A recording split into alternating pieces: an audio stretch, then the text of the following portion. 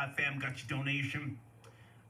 Star, I am an island man, but hip hop belongs to ADOS and FBA or whatever you Yankees call yourselves.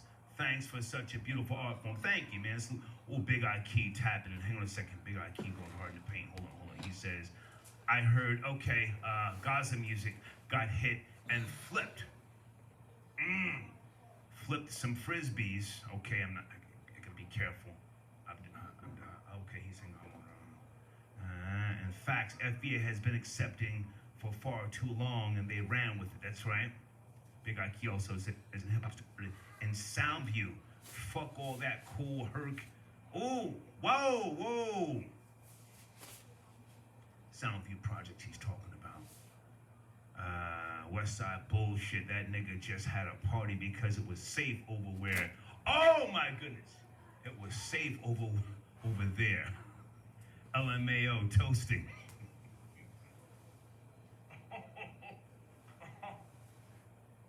Hey man, RIP to one of my oldest and dearest friends. He's gone now, Dwayne Taylor from Soundview. That was my guy, man. That was my guy. We used to be up in Soundview Projects. He was into that Calypso, Mighty Sparrow shit. Doing too much. Florida Boy J, are you there? Big nigga. Late night. Nigga. Let's go. Listen, y'all. We got it. We got to get the beanies out of here. We got to get the plantation pimps up out of here. It's time to go. Frequency, SBA, stand up. Right. We got to put our foot on these niggas' necks. You know what I'm saying? Right. I'm tired of these niggas talking about they created hip hop. That's like saying the nigga at Walmart who stocked the produce built Walmart. Right. You know you didn't. No, you didn't. Stop it. You stopped groceries. That's like these niggas walking around here smoking weed on break right. and sleeping in the warehouse saying they built Amazon. Stop it. Right. Stop it. Right. You coming out. That's like a Puerto Rican who smoked crack back in the days. That doesn't mean you brought it over here. You just smoked crack. Yeah. Just because you got high around niggas in the 80s didn't mean you built nothing going on. Niggas let you come around, they put hands on you. Now you're coming out 30 years later saying you built something. Niggas chill. Tariq and Chief. Yeah. And you know they love to throw that picture of the two Hispanic adolescents posted up with their Adidas on. I guess they built that. That picture alone shows that y'all was there on the sidewalk. Stop it. All right. Tariq and Chief called the real niggas. They, everybody likes to start hip hop in '79. Three said no. Let's back it up to '73. Let's back it up to before everybody knew about it. Let's talk to the real stuff. Back it up to the 40s. Back it up to the 40s. Okay. Even the 40s. Okay. Hang on. And if you wanna talk modern hip hop, then you have to look at the Fatback Band. I was in that little house parties dancing King Tim III. Okay. If you really want to talk, modern hip hop. Go ahead. That's before your time, I'm sure. Yeah. And I don't want none of these, like I said, these Caribbean. I got love for people, but this is where we got to stop. This is where we got to get a little xenophobic, got to get a little nationalist, and remind them. Listen, like you said, nobody was bumping no reggae music. Nobody was bumping no dance hall. Nobody was bumping no Puerto Rican music. I mean, Spike Lee gave you a prime example on Do the Right Thing. You know what I'm saying? They was sitting around listening to their music. We was listening to art. Now that it's a bag, you got Fat Joe around here speaking propaganda with the Beijing on his face. Oh my now you want to talk about you built something. Stop it. This is Black American treating you, putting his foot on y'all necks, and y'all can't stand it. Y'all trying to figure out how y'all gonna find it. Crazy Legs, niggas explaining. You got all you Puerto Ricans and Busta Rhymes supporters coming out here trying to nigga explain, but you can't do it. The history's hit the street. Now, hang on a second, Florida Boy J. Crazy Legs called into the show a couple of months ago, and salute to him, man. He's always been respectful to me. I used to go to the Rocksteady parties years ago. He admitted on this show, so let's not kick his back in. I mean, he was pulling out his tool sober, but that he admitted, he owned up to that. Crazy Legs said that the early days of breakdancing, that was that Moreno style. He said that, so let's not kick his back in. Fat Joe is saying something totally different, and we get it, what he's doing. Fat Joe's an entertainer. He's not a gangster. He's not a killer. I've never even heard about him putting up his dick beaters one-on-one. So never mind Fat Joe. Let's talk about this trailer. Did you see it? What are your thoughts, Florida Boy J? Absolutely, I love the I trailer. like, hello, like what up, the fact that Street Machine didn't go out and get all the people who you normally see on these hip hop documentaries, who get the bag and say whatever they want. He went to the real founders, the real architects, the people who constructed the game, and are able. A lot of those guys and females did get the bag. They weren't recognized when hip hop popped off. You know what I'm saying? And they laid the groundwork, and they never get interviews. We never hear about them. Half those people I've heard about, but I never seen speak before on the topic. So for the fact that Street Machine went out and put the money towards this project and is about to launch this is monumental for our culture as Black Americans and hip hop in this 50 years. Did you donate, Florida Boy J? They need you, man. If you didn't donate yet. Oh, come on, man. FBA's got to donate to FBA. Don't play with me because you know your boy. You know your boy's pockets. I'm gonna make sure FBA's is lined up. Okay. Tiffany Griffin. I didn't mean to come at your sideways because you donate to this machine and you're not even a sponsor. Sometimes I say, look, man, you don't have to keep donating. Just call in, promote yourself, and help me with these topics. Yeah, man. So when does the actual film drop? Do you know? I'm combing through all the notes here. I don't have the official date on. I can look it up for you. Right. I didn't. It's okay. If you don't have it, it's okay. We're promoting the trailer right now. MC Shah Rock. She still looks beautiful, huh? Salute to the first graffiti, the first graffiti artist, Cornbread. Was Cornbread? Was he was his name, his likeness used in the classic film Cornbread Earl and Me? I saw that in the movie theaters in Plainfield, New Jersey. They killed Cornbread. That was Lawrence Fishburne, one of his earlier roles, and the guy who played on the Lakers, I forget his name at the time. Maybe Jamal Wilkes, I'm not sure. Yeah. I'm sorry, good. I was thinking, didn't Cornbread, didn't the movie come out before The Graffiti Artist? I'm not or sure. After? Okay, cool. And another topic you had is dining and dashing reparations. Oh my goodness! Come on. Hell no. And this is why you niggas never get good service. This is why when you niggers walk into restaurant, white service staff moans and groans, they go, oh, here come the niggas. Because see, y'all niggas think just because your aunt seen them ate the kitchen, and every time you go in any 3-star restaurant, you get to show your ass and act extra and dine and dash and leave. You're doing too much. That is not your reparations. That is somebody's job. You want reparations? Go fight for it in a tangible way. Stop trying to get your little petty nigga pennies by going out and giving people a hard time and dining and dashing like you're supposed to get some type of benefit from that. That's what's wrong with niggas. Niggas don't want to fight for real reparations, so you want to get your own individual reparations throughout your lives, and all it does is put another stain on niggas. So stop it. And pay for your food. And tip well, because niggas never want to tip. And now we got to over. Niggas like me and Star got, I don't know why Star, but niggas like me, since I got to over tip just to break the stereotype of you bum ass niggas. So stop. Okay, now, hang on. Stay with me. Now, I have to be honest, and the reason why I'm approaching this topic tonight, Florida Boy J, is because I watched the video. I'm not sure if you saw 20 people. I think this was Houston, Texas. I need the information. The Star if Report. anybody has it. Ran out of some type of, walked out of a restaurant. They didn't want to pay for the meal, something to do with the gratuity price. And he was on that Chiquizia Clemens shit talking, I'll shoot this motherfucker up.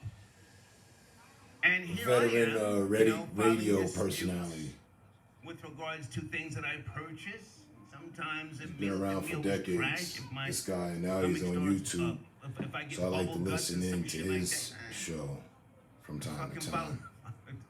So I'm on that nigga shit too. He's a So now you're saying wild. It's not a form of reparations. Cool guy, it's just black people being ignorant. Yes.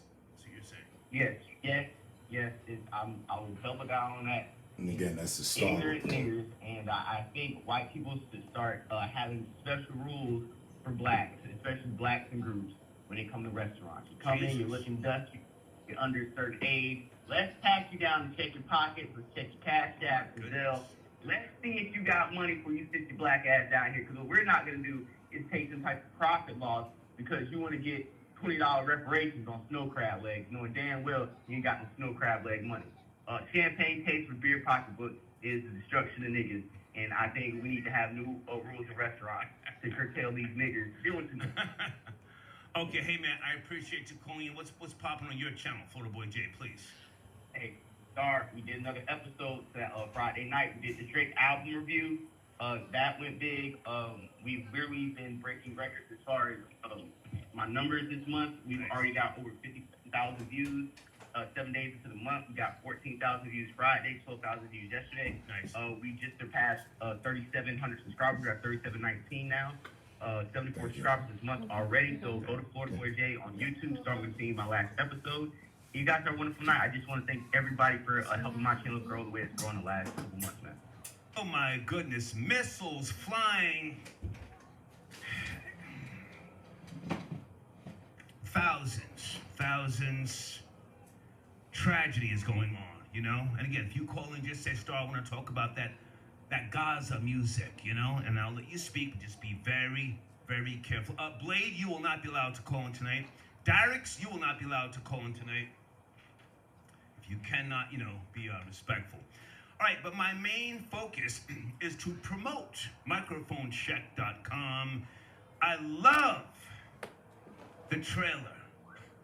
And salute to Grandmaster Kaz. He's now on code. Anybody catch that? Because, you know, he, on Vlad TV a couple of years ago, he was, you know, acknowledging other people that, you know, they were just assisting the greatness of the black man. They didn't create nothing, and that's not. I'm listening to a program, and you're asking me, can you change it and put this on? Yeah, no. The truth.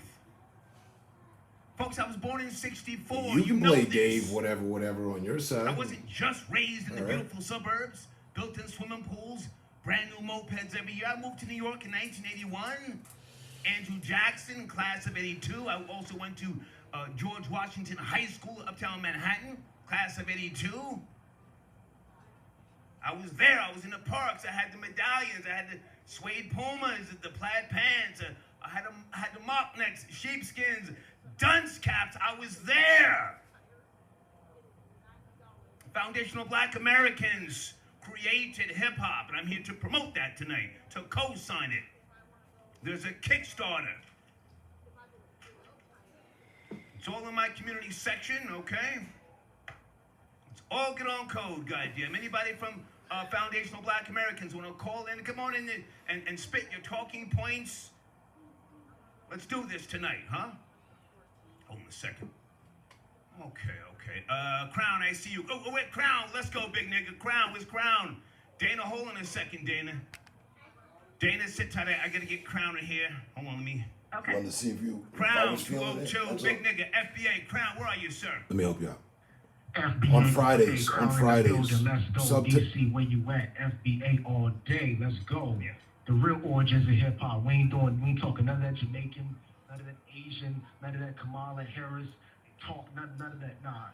Respectfully, on Fridays, I do requests, if that's a song or music or any sort of request, I guess, if you will. But on Fridays, I do musical requests, only on Fridays. So, sub to the channel, come back on Friday, I'll gladly play whatever it is you put out. Yeah. Other than that, I don't. So. Sharrock, the first lady. And again, respectfully, I'm listening in on the program right now, so I'm not about to cut that off. I remember hearing her voice on the radio. Got me erect. I said, damn. Damn. Hope you're having a good evening. I hope your week was cool. If it wasn't, I hope you have a cool week coming up. Leave it at that. She said that all that Jamaican shit. Well, she didn't say I don't want us to get off on the wrong footing on it. That had nothing to do. You don't know my channel, so I've never seen your tag before. Matter of fact, maybe I have. Highlight.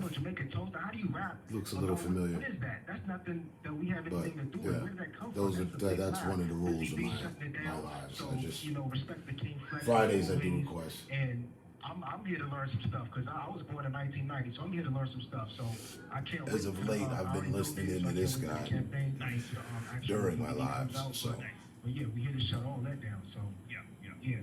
Oh wait, so yeah, I tell you, Fat Joe, Busta Rhymes, we at? Don't even give them any light. Never mind them. Never mind them. We're talking about this trailer. Fire. Also, there's a Kickstarter campaign. I want to make sure I have the right campaign before I promote it. Kickstarter, and you go to microphonecheck.com, leads you right to the platform where you can donate. Yes.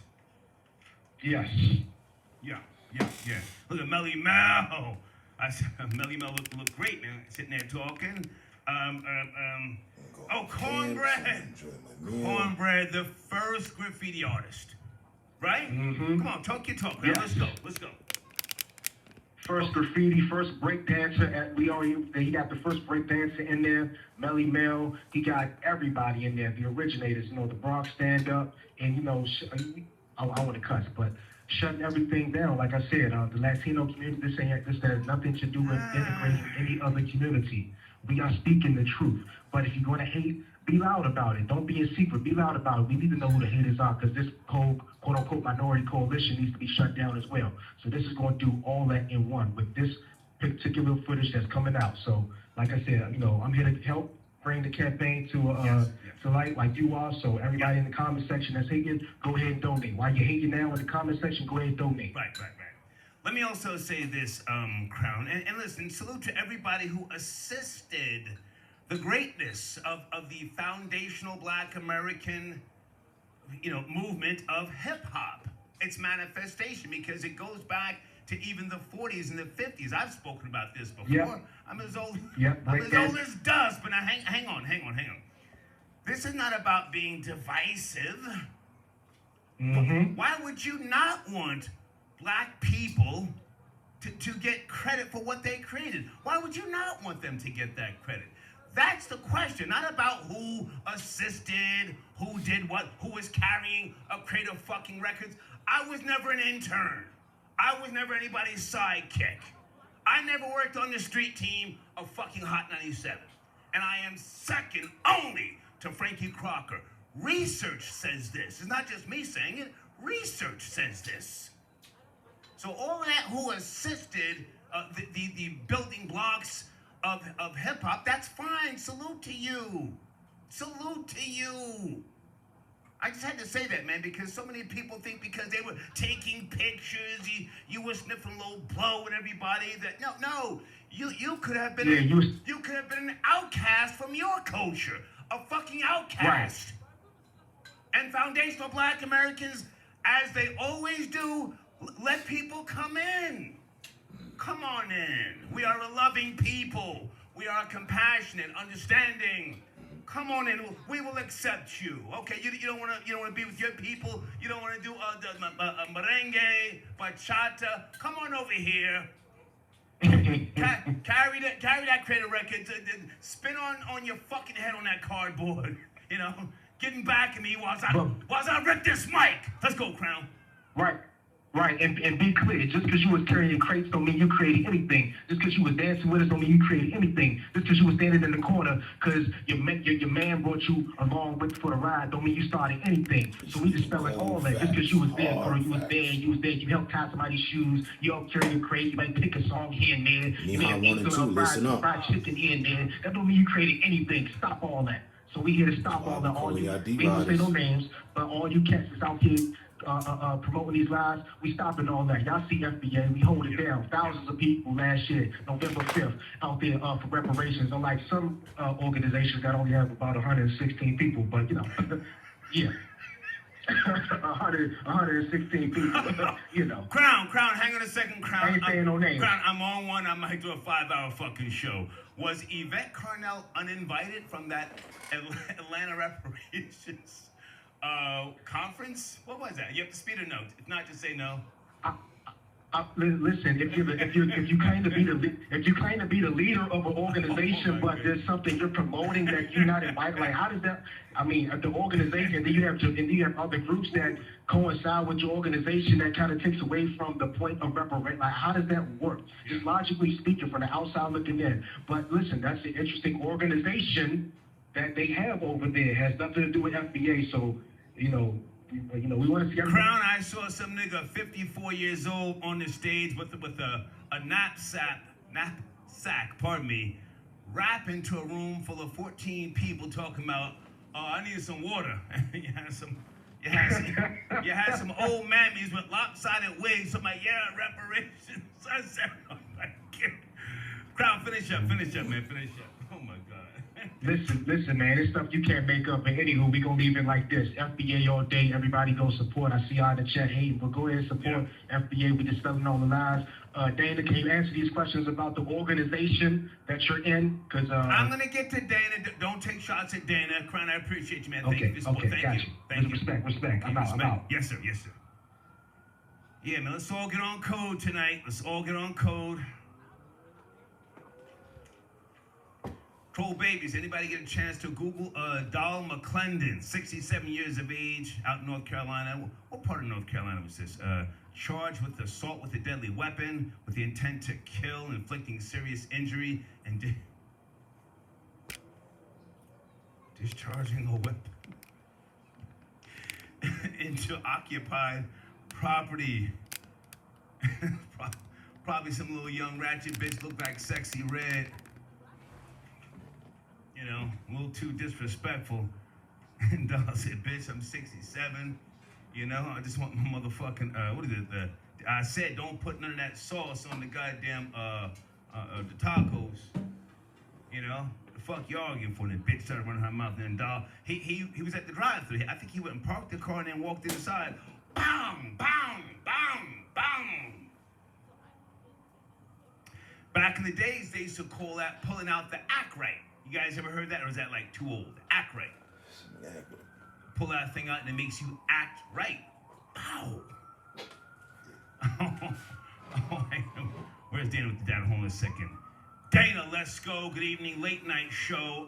If you have to talk about what's going on in the Middle East, just say Gaza music. Code word, okay? Dana? Okay. Right, let's go.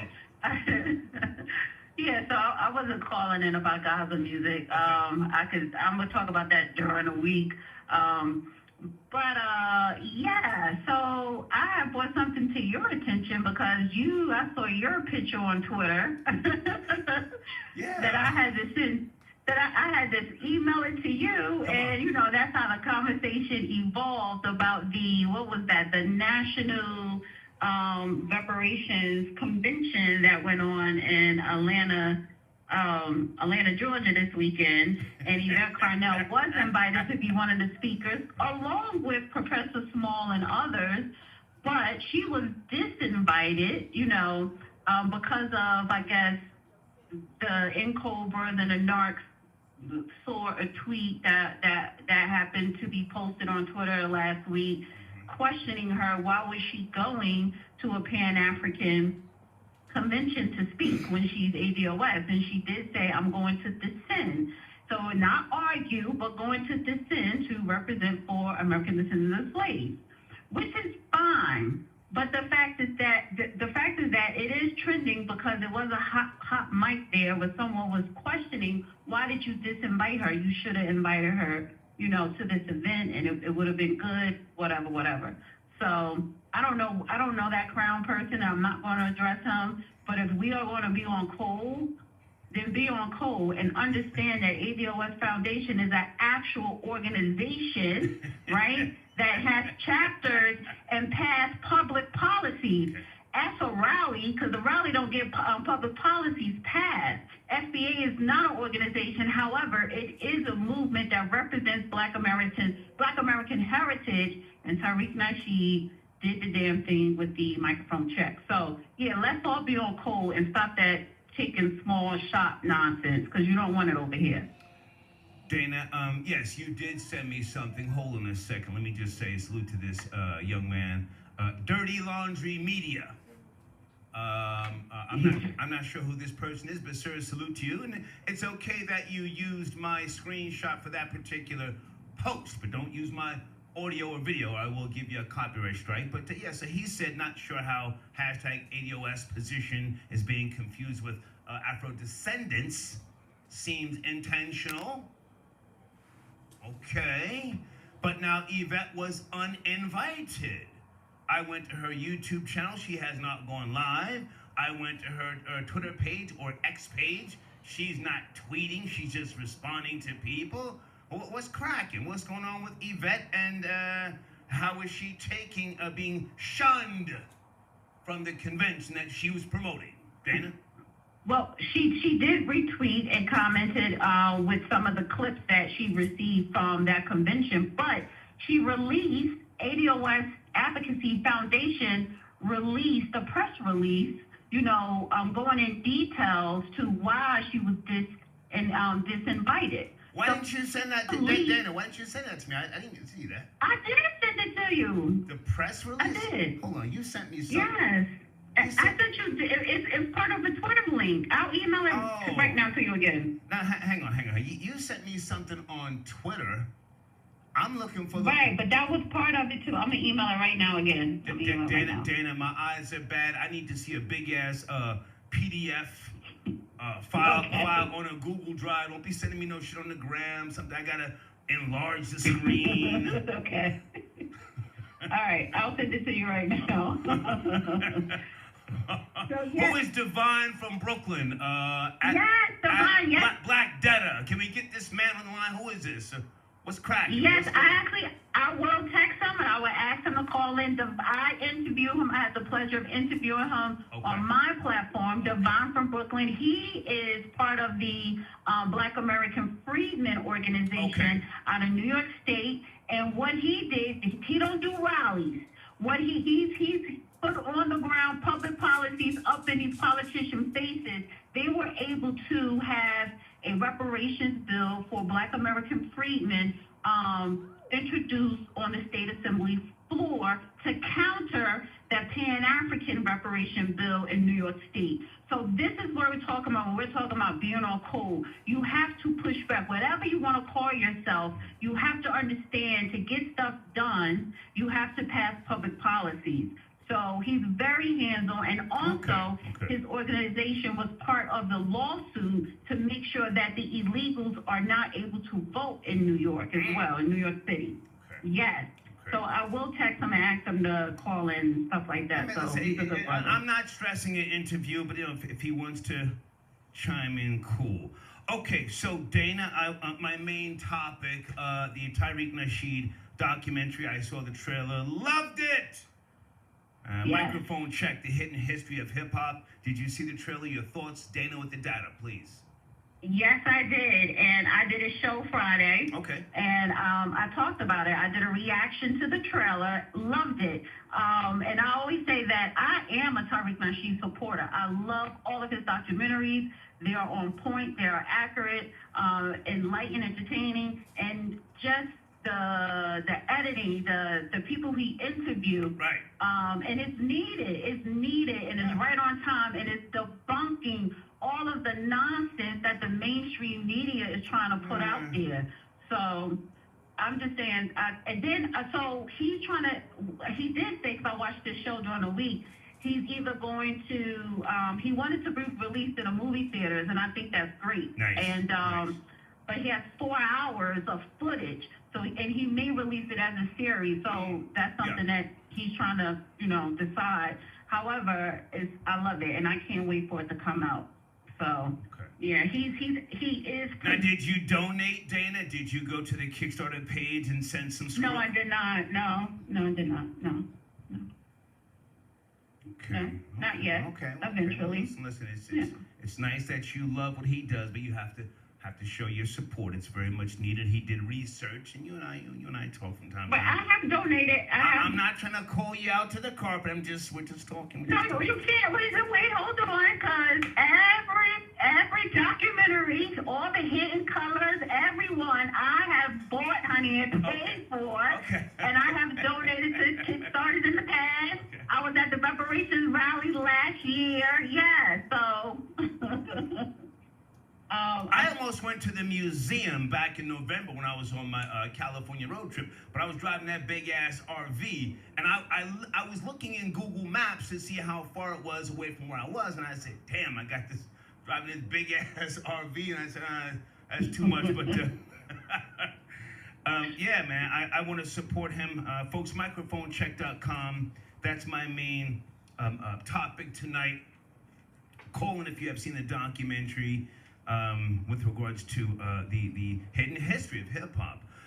Dana, before you go, I got to ask you something. Just give me a second. This may seem somewhat silly, but there's a growing trend now of dine and dash across America. It's not just black people, but was this Houston, Texas? 18 people ran out of some type of goddamn restaurant without paying. Did you see this video footage? No, I did not. I will look it up, and I need to do a reaction to that. And are they calling Ooh, child. dash reparations? No. I'm asking, is Dine and Dash a form of reparations? I know that may sound silly, but a couple years ago I saw some woman from Black Lives Matter talking about looting and all that shit. That's reparations. I said, well, maybe I'm just older and I don't really understand how the younger people are thinking. But then I realized that I make a lot of disputes when I go into Home Depot, Lowe's, wherever, and I'm buying shit and I get weird like that. I'm sipping coffee in the morning. I say, Shawn, man. This shit. I'm on that silly shit. So What up? What are the people thinking who dine and dash? What is going through their minds? Why do they just say, "Fuck it, I ain't paying for this shit," and then walk out slowly? They don't run; they walk out slowly. Any thoughts? Yeah, well, What video my thought, because I haven't seen none of the videos, but I have heard of people who have done that. I think, listen, we're in inflation. A lot of people don't have money. Everything's expensive, and you just feel like and you just don't want to pay. And a lot of times, depending on their age group, maybe they feel as though it is owed to them. So I don't think it's a reparations or a black oppression thing, but they may use that as an excuse, like defund the police and everything else, which is acceptable. So I think people are just. I don't believe in defunding the police. That I don't believe in. But right, no, I don't believe in it either. But that was the hashtag. To give people an excuse to break the law. So. This is probably a trend, and they're probably going to use some type of woke social justice element to explain why they're doing it. Hold on. Not as good as I expected or wanted, but that's my own fault. So, but yeah, I'm always thinking about some type of legal heavy overhead, some type of legal angle. Might the overhead dining and dashing be some type of post-traumatic slave syndrome? Dine and dash. Still, I haven't been up with current. I think that's a stretch. I never heard about the war situation. It's a little bit of a stretch. Footnotes on it. Niggas start doing too much. Yes. Yes. Everything is not for slavery. But I haven't really been in touch with current events at all this week, really, honestly. More so self-analyzation, self-current events. I always think the bill was like $437. The tip gratuity was included. You didn't have a choice. Yeah, so I think that's a stretch, but that type of question would have to be left up for her to dissect and answer. So I don't think it's appropriate. I never tip. That's not true. But I did send you the email with the statement. Don't promote that. I tip all the time. Yeah. I tip the bartenders. I don't drink. I don't go to bars. But if I did, I'd leave a tip. I tip other drivers if I ever use the service. But I just think, why did you want to go in the first place? Call for it anyway, if you will. I'm not really in restaurants like that anymore. Gave them a spotlight. spotlight because now we're talking about her being disinvited. So why did you even want to be there with But those if I were to people? sit down You know, anywhere, I tip. I always do. I just get up and leave and It shit. is what it is. I don't know if she asked to be I a also letter know or how the maybe system it's goes. up to I've been her on, and she both sides of that, surviving off the tip and providing. But yes, yeah. About where Yvette Carnell, she was promoting it, and then the next thing you know. immediately to Yeah. black people's defense, our defense, we're the last on the financial ladder. We have been intentionally set back financially by centuries, not decades, centuries, and so a tip, respectfully, should be understood if it wasn't left. Where money is still a very big issue for us.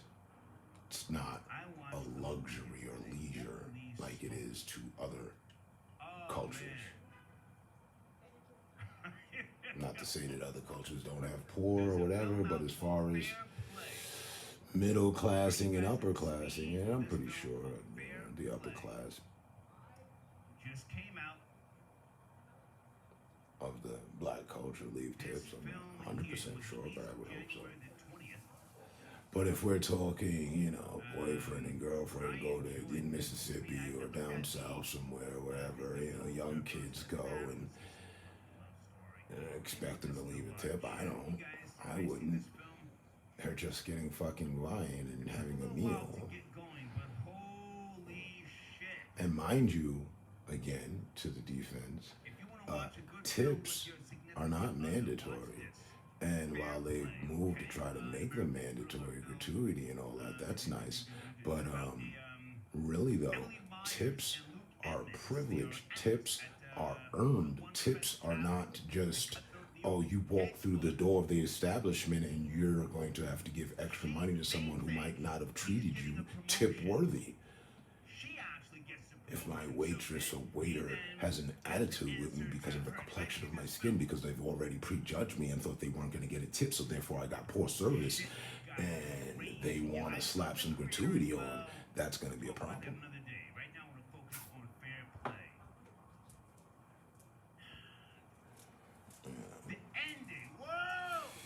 I heard that joke when I was in Texas. Ever since then, I overtip. And that's funny, there was a caller earlier, about 15 minutes back, and he's like, yeah, I overtip to tip, to make sure we don't get a bad name. So, all good, all good, all good.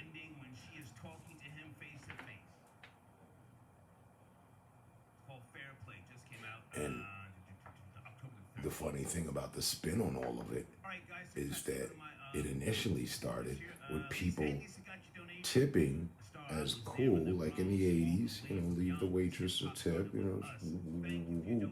and then when the waitress turned from Karen, Amy, or Sue to Keisha, Taisha, or Moesha, well, then people stopped tipping so adequately, and now, then gratuity got brought in, and now everybody's a waiter, so now it's just a war and fight for the tip. But while we're on the matter, I don't hear this front and raise and don't feel the ramifications or the after effects of it in my career. This isn't carrying over to my career. In fact, let's see, got 4 people earlier where they needed to be. Let's see what happened. Oh, what do you know? Half the people tipped. 2 out of 4. And I believe the 2 that tipped before I even looked were the people that I took to the airport. Took someone to the airport and picked them up there and brought them back in. I believe those were my 2 tippers. Well, let us see. The ride was $450. The lift was $386. Nope. That was brother man. That was a black man. Last dude I drove, Daniel was his name. African dude. He tipped. Kaboom. Now let's see. Before that was the airport ride at $15.59. Got a ride bonus of $4.50, but no tip. Two white people. That was coming back from Denver. Now going to the airport was Blake. We had to talk about football. He tipped. The ride was $15.23. He tipped $14.93. And I got a ride bonus of $4.50. So on this, Black Matter, black people don't tip. Ooh, my last fare, $3.86, and he tipped $3. You can't really compete with that. And the other dude did the same. Yeah, the fare was $15.23. He tipped $14.98. They both tipped the actual fucking fare of which they were charged. Where are you trying to go? Because I want to give this documentary. Let me explain. Johnny Nash. It's not bad. Inspired reggae. I could call in. Yeah, about the matter of tips, I believe it's to your own. Now, sometimes I do go, I don't even, I have a positive vibe, everything. I cater to the client, in all ways that are possible that I can. And I don't get a tip. They got 5-star treatment. I'm not tipped. Now, do I dig into their pocket? I don't know what the fuck they got going on. Maybe this was the last couple bucks they had in this week or whatnot. Or maybe it wasn't. Maybe they got a shitload in the fucking bank. And they just didn't tip for some reason. Now, could that reason be because of my skin complexion? I'm not going to help any of those out. He looks like one of those there. Maybe profiling, but I would argue I deserve my tip from every fucking body because your life is in my hands. And I took care of it. I didn't make you look better. I didn't bring you a fresh meal. No, I fucking preserved your life. Nobody ever really think. Being a taxi driver, I found new reasons to find new reasons with reasons of the new. Yeah. You just signed over. You just agreed to put your motherfucking life in my hands. I don't give a fuck if you're drunk, sober as 12 monks and 14 nuns. You just agreed to put your life in my hands. You don't know if I'm having a hell of a bad day, and today might be what day I want to just go flying off the cliff and I'm taking you with me. A couple of those things happen, I guess, taking taxis would either go down or people would start tipping their taxi drivers. But we're overlooked in the matter. I mean, when it gets down to it, Big Corp is taking $20 for the fare. $20 for the fare. I get fucking $6.50.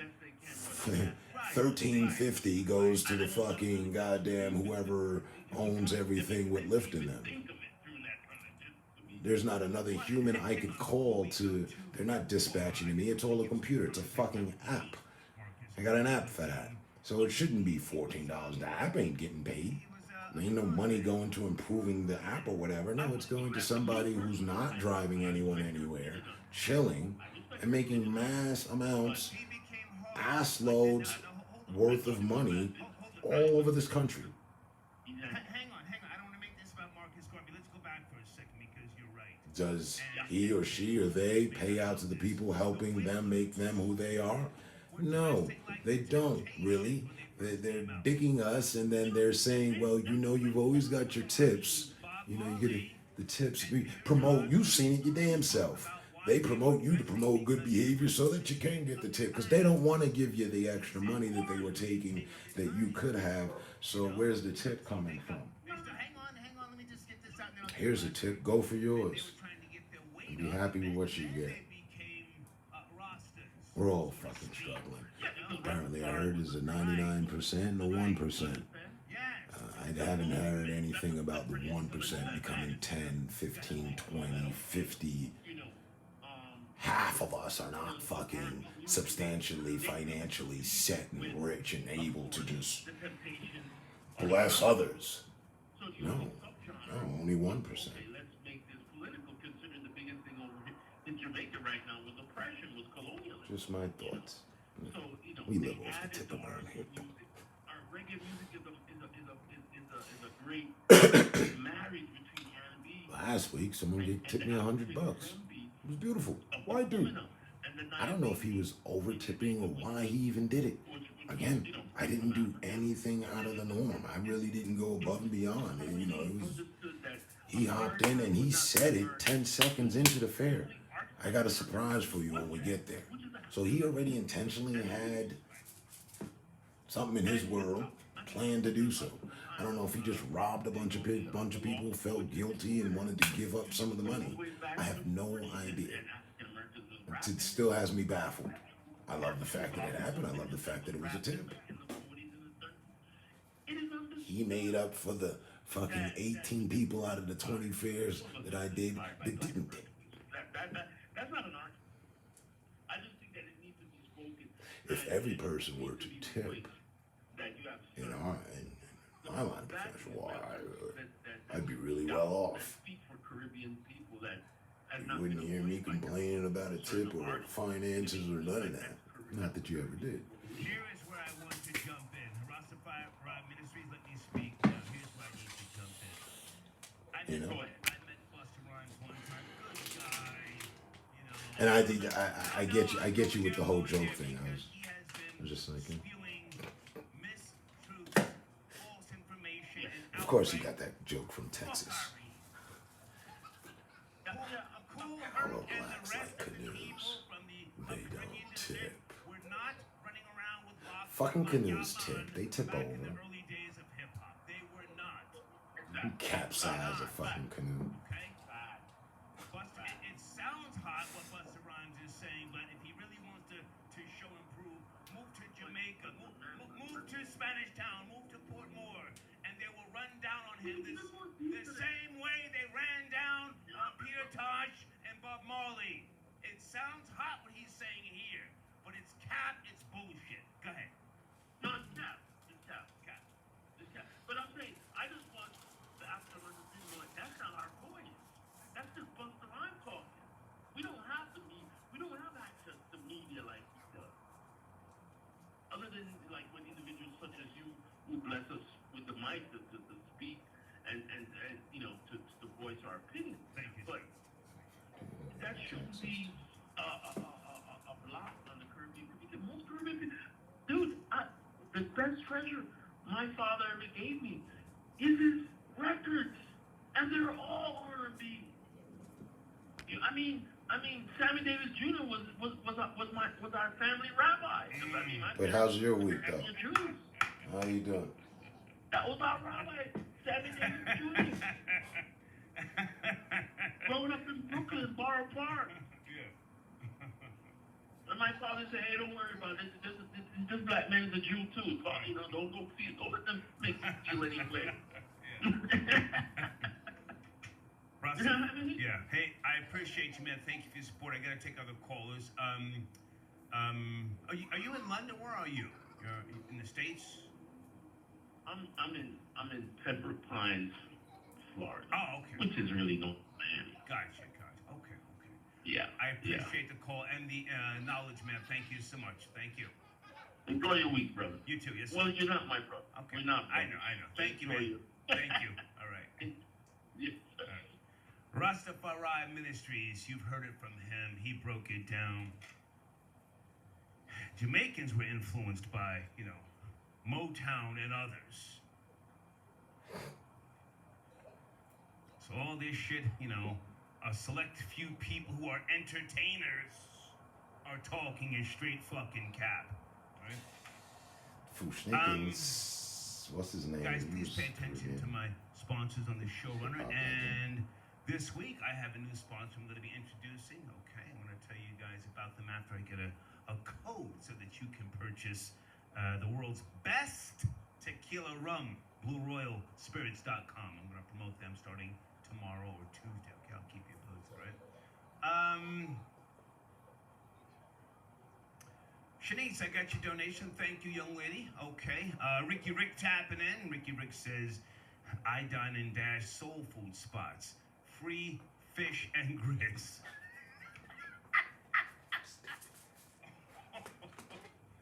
Salute to Ricky Rick for the donation. Do you film yourself, Ricky Rick? Does anybody film themselves dining and dashing? If you do, please email me. I would love to see those videos. Lately, I've been watching, well, I still like to watch people that pull chairs. When people go to sit down and then they pull the chair, I still watch those.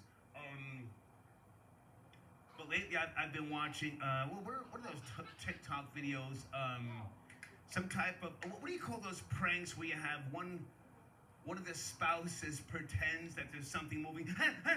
It's some type of prank. What do you call those pranks? Pranks. It's like a couple will be sitting in the goddamn living room or somewhere, and then the girl will go like, dude, get it, and then the guy starts, what? What do you call those pranks? I love those shit. I don't know. Anyway, thank you, Ricky Rick, for your donations. Salute to you, sir. Okay, thank you, Dana. Dana just sent me this tiny ass. God, this is tiny, Dana. I gotta download this shit. Some type of ADOS Advocacy Foundation immediate press release. Okay, give me a second. Let me print this shit out. What the fuck? Just taking a little break real quick, right? I'm currently writing my last paper for the week, so. Week for school. Oh my God. Another one. King Flex put his Mac down so hard, Yvette and Tone Talks barely even go live now. Yeah. Thank you, One of Dana. them was downloaded Caribbean. that. Okay, Crown, I don't want to take dude shots that at nobody, man, spits but thank you for your donation. all quick and shit. Sharif, peace. He's Sharif, West for you Indian. tapping in, sir. Thank you. I got your donation. Okay. So let's go back to the phone lines here. Area code. Oh, there he is. Brooklyn Giggles. Good evening, sir. the Brooklyn Giggles. Caribbean did have hand in hip hop as well. What's cracking, man? Good to hear from Can you. you hear me? Loud and clear. No He way. wasn't. Good to hear from you. I saw the documentary. Great documentary. Trailer. The first that he didn't create, but he was I've watched all of his documentaries. one of the first So this one to I'm spit at that really, speed, really eager to see and because, he is I part saw Belly Bell, of I saw Lord Jamar, foundational hip hop. and I saw people I never even knew, like the first breakdancer, this and that. This was good. But this is a topic he was talking about that Latins, Latinos trying to take claim for creating hip hop. FBA politics and stuff That's like that. negative. But I can never disrespect Fareed when it comes to documentaries. Like his Wasn't no when it came to, Latinos around not doing even no just hip hop niggas, at but, all. His research. His When research. his research, the Rappin' Duke was doing his thing. On point, you know, especially the last documentary. I Da saw, da that was amazing. da ha ha And ha Buck Breaking, if you haven't watched it, fucking rap. That was hip you hop. really need to watch it because I watched half of Buck Breaking. I just Wasn't I any couldn't finish it, but I mean, I respect Latinos around But doing now, anything on with a second, rap. hang on a second, Brooklyn Giggles. You, When a Run DMC Heather from had the Nigeria, reins. although you They were weren't next here, up. You said you saw No. the trailer, 5 and you appreciate years it. later, You appreciate the maybe. Yeah. The Fat Boys. But you know, it's funny because you mentioned Caribbeans and people on the profile mentioned Caribbeans, Latinos, this and that. Two of them were Spanish, but they had the black kid with him, and he was the leader. They played a role in creating hip hop. Like I've never seen that. You're never gonna Heavy see that. D. And if you do see that, let me know so I can curse that person out. But they didn't create anything. Any Africans say they invented hip hop or played a role in it. Like I agree with what the last caller was saying, that hip hop has Master definitely Ace, played a- Special. I can name them all. You know, R&B, rhythm and blues, rock and roll has played a major role. Beat Nuts, on Master Ace, outside of, Special Ed. you know, outside of America, Mhm. and you know, reggae What was songs, Buddy's Afrobeat, name? Kid whatever Frost. you want to call it, took a little bit of what Heavy they D. in hip hop, what they've seen in R&B, jazz, like just the base, and I agree that I said Beat Nuts. Yeah. Fat Joe, Busta Rhymes, Thank you. misinformation Fat can Joe. stop. Big pun. Because the lie can go for so long. Like, it's gonna get. I to don't the point count that everybody's fucking gonna Daddy assume Yankee. that they're right. That's a whole different And it's not genre of true. music. And I He's fucking appreciate doing his thing to it. person It ain't rap. putting this information out there. I really do. Let me also add this, Brooklyn Gibbles. You know, I'm not just sitting here saying this just because I was, you know, We're there. falling out You know, quick here. 1981 is when I moved to Oh, let me go get the one female, you know, I Cardi was B. really vibing with the Shower Posse, the young Jamaicans in the early 80s, because they had, you know, similar to myself, great Who am I forgetting? education. You know, I mean, were they gangsters and killers? Yes, but I didn't even realize it. I'm only at 8, so whoever I'm forgetting, respectfully respect them. We'll add the 2 in. We got 10 struggling to find another. But they were wearing Clarks. Mellow Man 8. I said Master Ace. Shoes and Applejack. Pardon, I hats. meant Mellow Man Ace. And talking crazy about foundational Black Americans, and I was with them, kicking in the back Cypress Hill. of African Americans. I'm at I 9. didn't give a fuck. So I knew Listen. firsthand. Immortal Technique. There goes your We're 10. on missions, and they're talking and talking. I'm just like, yeah. Those 10 people, out of all the stretch of time for whatever they have and the accumulation and all of what they did not create hip hop. No, sir. No, man. No. They were all passengers on a train that was already built along with the railroad. Whalers were not getting radio airplay in the United States of America on fucking black radio. You had specialty stations, white people playing the Whalers. Black radio came We in need to stop and after. try to everybody Actually, else's in the pride early trying 80s, to a couple claim of, shit black people done New right. York, someone sort of kind of. Well, After you know- Bob Marley died, then black radio came to the table of Bob Marley. You know, that's been the way of every fucking thing. We can have nothing, we have nothing because we were robbed initially. That's where our origin point starts. Oh, it's Africa, but we were robbed from Africa. So forget the on the late night ceremony chant with the rest of the village. Now fuck all that and jump right to America and how we've been treated and robbed and, you know, denied. I mean, what we got to do, a history class here? But denied fucking just mere rights. So of course, like all the inventions of today's society, leading back to black members, black Americans, foundational black Americans, they're not giving their due. Did you know the new Apple iPhone 15 and every fucking one of them ever since the creation of the Apple phone was brought about through a black man? You would think Steve Jobs, and they were continuing his deal. No. Steve went and found a black man who was involved in engineering and science and who's living well in his family, and they were all good, but you don't hear about them. They're not put in the face. They were never given the light. Look it up.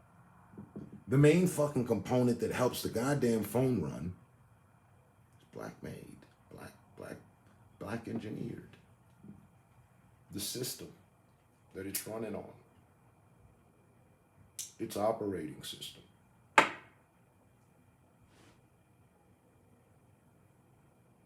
So that is to say that you create a new one, good. You'll be good. I'm a close friend, I'm sure I'll be good too. That's how it goes when people get rich, right? Right. I told you if I hit the lottery, you're getting 100,000 or more. You don't even worry about it. Here you go, 1 million in fact. I think we're gonna hit the billion. Yeah, I didn't even play that night.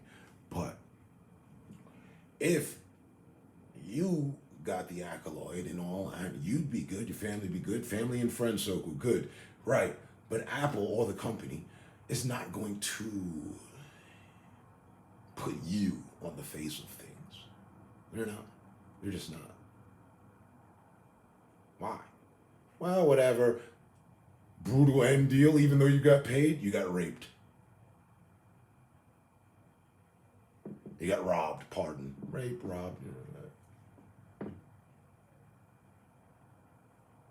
You got taken. Paid for handsomely to be taken, but you know. What they're making with your invention ain't shit to what you were given. Won't bet that. And even though while what you were given is enough to live for you and your children's children to be good, you still didn't get your full piece of the fucking pie. They took the fork and left you the knife.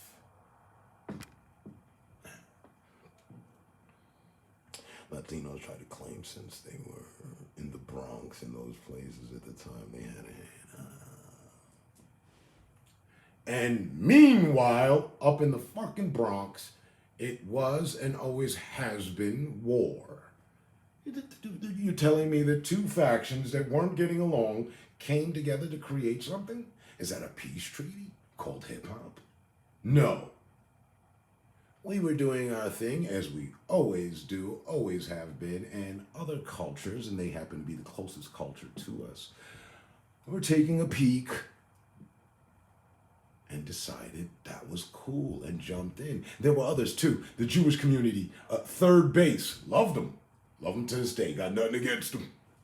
How could I be anti-Semitic? I accepted Third Base. Those are two Jewish kids. The Irish, the fighting Irish. How could we be not of the same? We accepted House of Pain. There was no rally. Hey, don't listen to fucking Third Base. Don't listen to House of Pain. Don't listen to Cypress Hill. No. We accepted everybody. But you got, now, where it came down to was whether, like the Apollo show, if you was good, then it was good. It's good. If it's not good, you get the fuck off stage. Eminem, a white boy from a trailer park. We accepted him.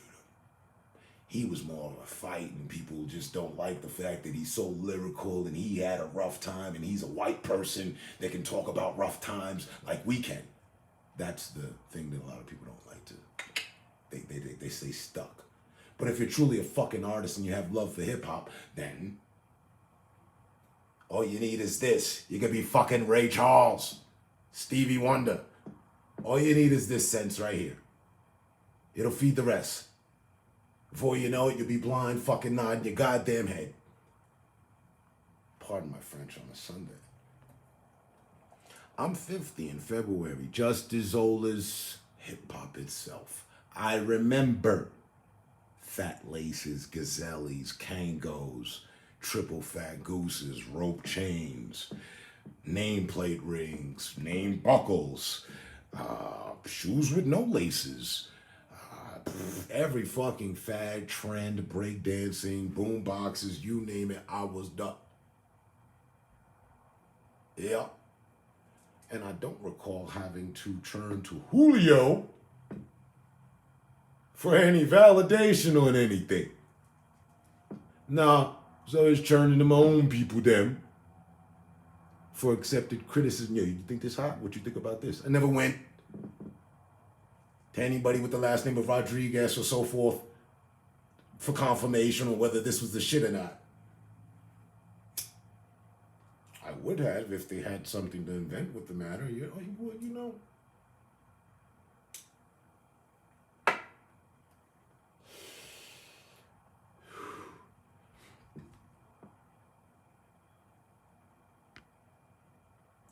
Their groups weren't making it popular the way I play. The Beastie Boys were Jewish, and they went hard in the paint. I didn't even know they were Jewish. I forgot about the Beastie Boys. I thought they were, just some white boys. They were Jewish boys. Those boys are different. Like Third Base in them.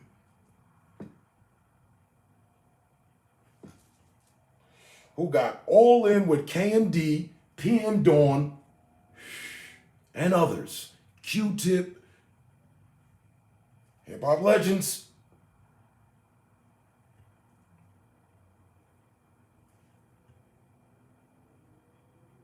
Nobody said, hey, wait the fucking minute here. These guys are Jewish. Nah, they can't come to the party. No. And we don't hear Third Base in them, they're both still alive, talking about, yeah, That's right. If it wasn't for us, there would be no hip hop. No. They'd get beat up at their next performance.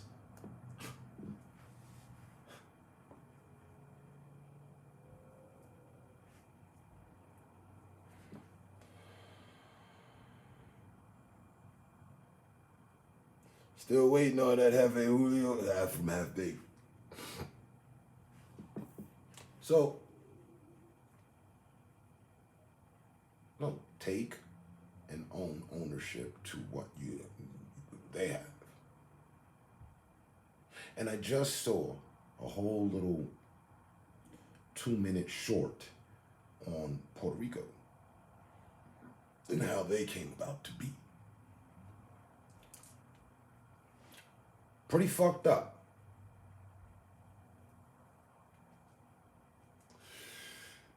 How they wanted their independence and they were going to war with us, America, if you will, us. But, and America bombed them, then fucked up their money, made them have pesos that had no value. They fell into bankruptcy. America's good for setting countries up. They really are. Our political system, let me tell you, it gives no fucks about you, your country, and your lifestyle if you're going against us. I just noticed that. It's a pattern. But, yeah, they got dealt a pretty shitty hand. Maybe that's where they feel there's some camaraderie. Of course. But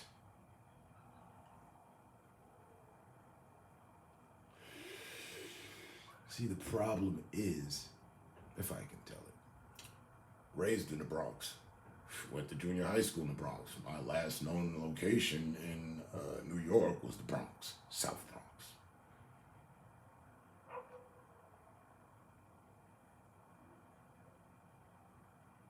It's a love and hate relationship.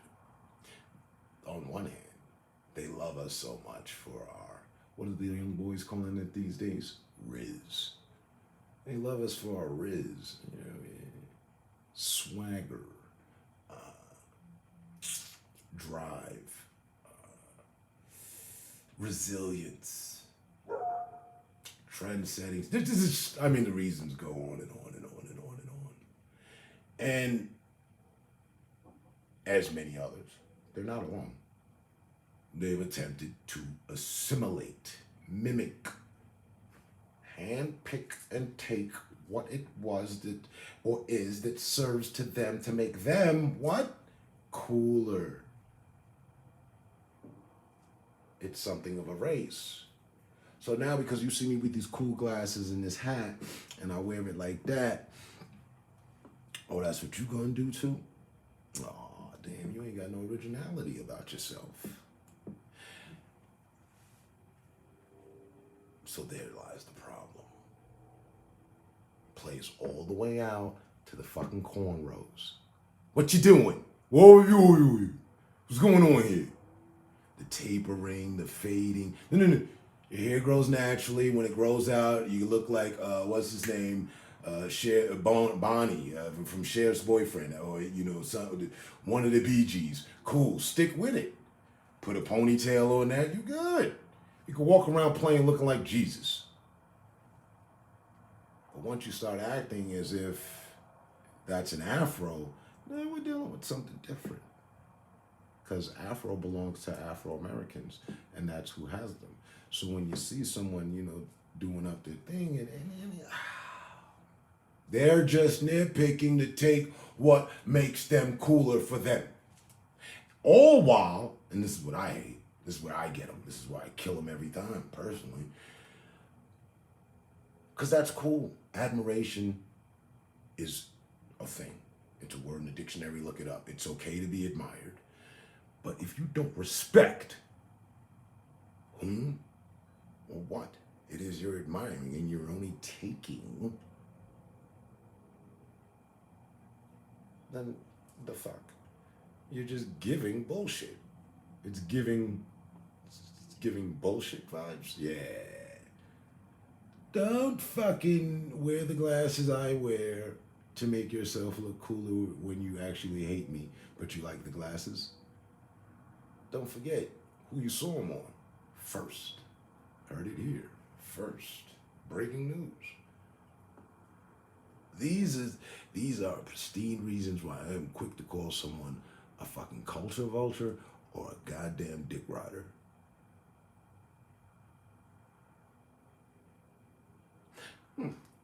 Simple test. You can tell me about 10 different, if you're from another culture, and you can tell me about 10 different people within my culture, right out to their finances, their net worth. But you can't tell me who's the current president of your country that you come from right now. TikTok, TikTok, TikTok. Oh, you don't know. You don't know. Damn. Seems to me like you've been minding other people's business and not your own. That's how you become a dick rider. Real easy, too. Oh, you're so professed in what we doing and what we got going on and shit, and you could tell he ain't a real nigga. Are you a real whatever it is you are? You know? That's a general question, it's a general statement. I'm not picking on any specific race here. I'm just saying.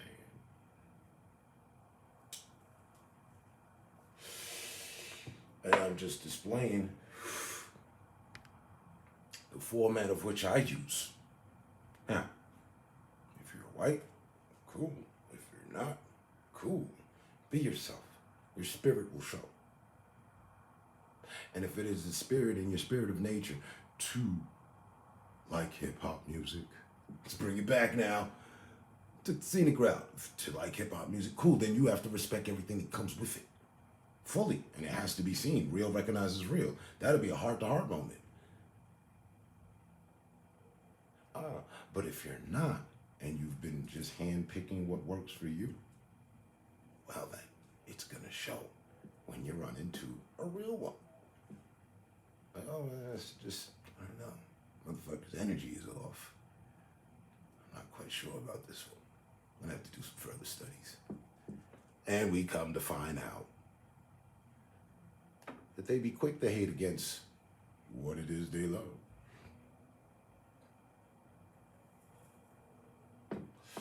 If at every turn you want to challenge or critique something about anything black, I see you immediately as a fucking dick rider. I mean, if you really want to get down to problems and you were intelligent, it wouldn't be a black issue because you would jump right to the fucking white issue of America and its history with black people. And then you cannot blame a black person or anyone that you see in these days for their actions. It's all common sense. Why is the crime rate so high? Because we've been put so low. Why is it the murder and all that? Because we've been fed nothing but hatred.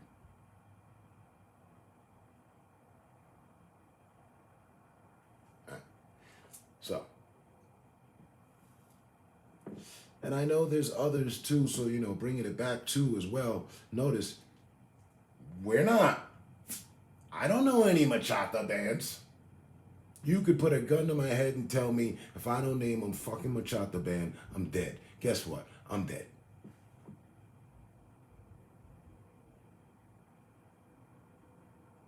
Name one current Latin singer that's on the radio today. I'm gonna go with fucking Mark Anthony or goddamn Jennifer Lopez and hope I survive.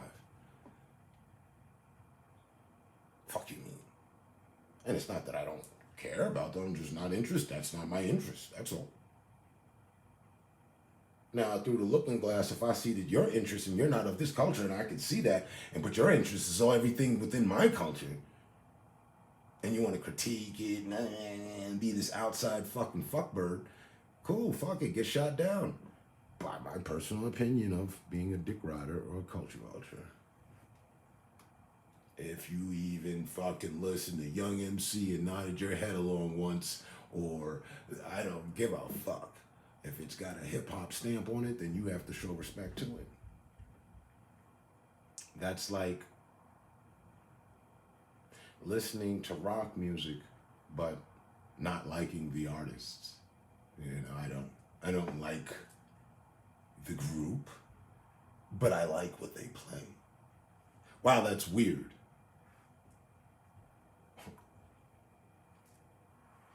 Me, I just go with the music. I don't even worry about the group. I'm glad they came together to produce what it is that I like. All right. Simple.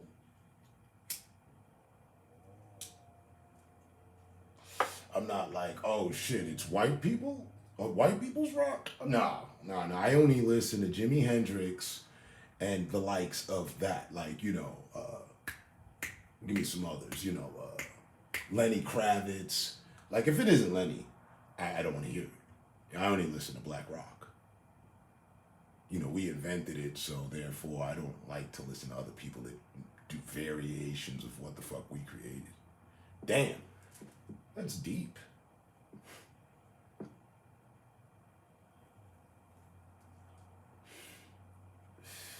We all just talking music though, right?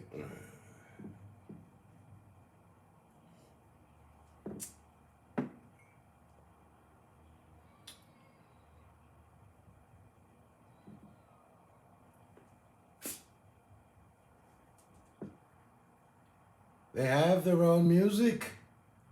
Now, whether or not it's fucking killing it at the goddamn boards or somebody's getting Grammys for it, I don't know. But yeah, you know. Don't try to hijack shit like Black Lives Matter hijacked George Floyd's death. And the movement that should have happened. A couple lesbians got in the way. But that's Negro here nor there.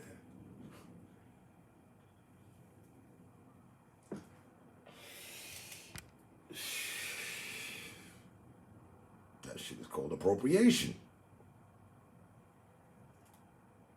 I ain't handpicking. This works appropriately for me. Just this part. I just want that piece. Yeah. All right. Fuck the rest. And what happens is that we're stripped down from everything. Trends.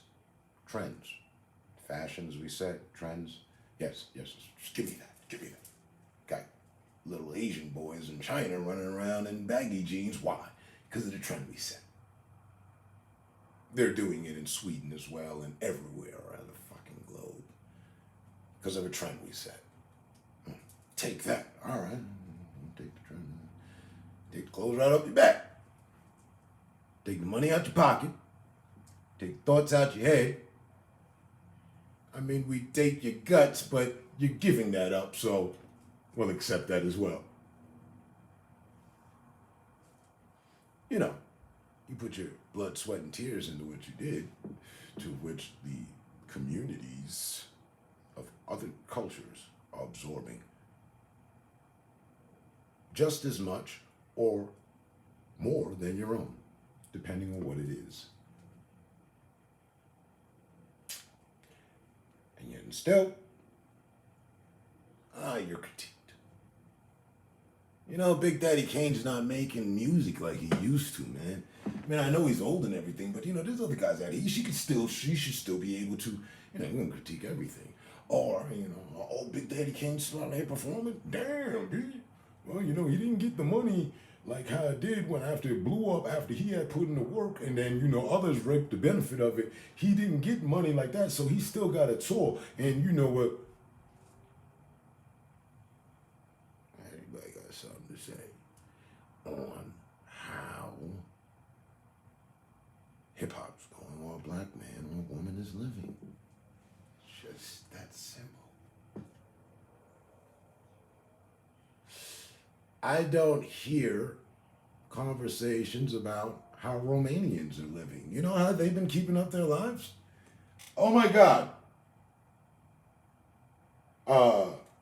Shrelinkov, Yokosmith, this guy, right? If you didn't know, because I didn't either. Right. Nobody's professing fucking commercial, that guy. Nah, but when it comes to us, well, you be shit. Damn.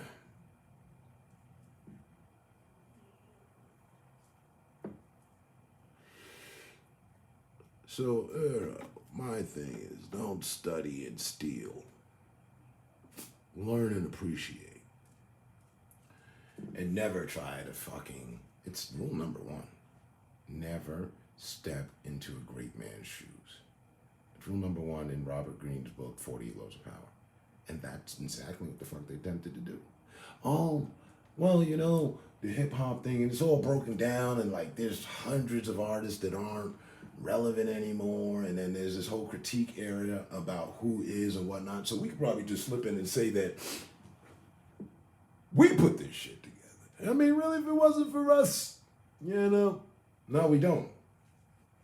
And we also in the era of lies, people telling lies, some repeating them so much to pass them off as a truth that they get a community of people to live the lie, and for that time of era until the truth is brought out, they're just, that lie is the truth.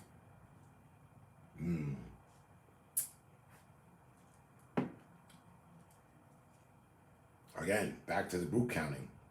I got to 10, and I was using Latin groups from everywhere that I respect, and I'm sure there were some artists I missed.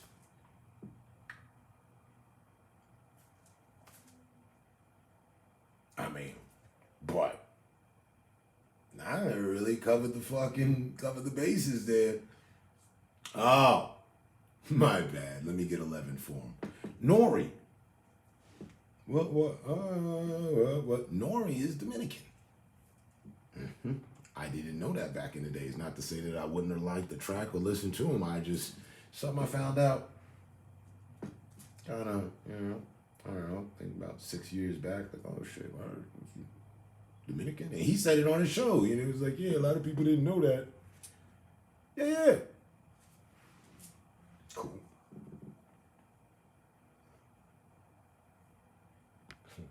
By the time Nori was around, hip hop was very well established.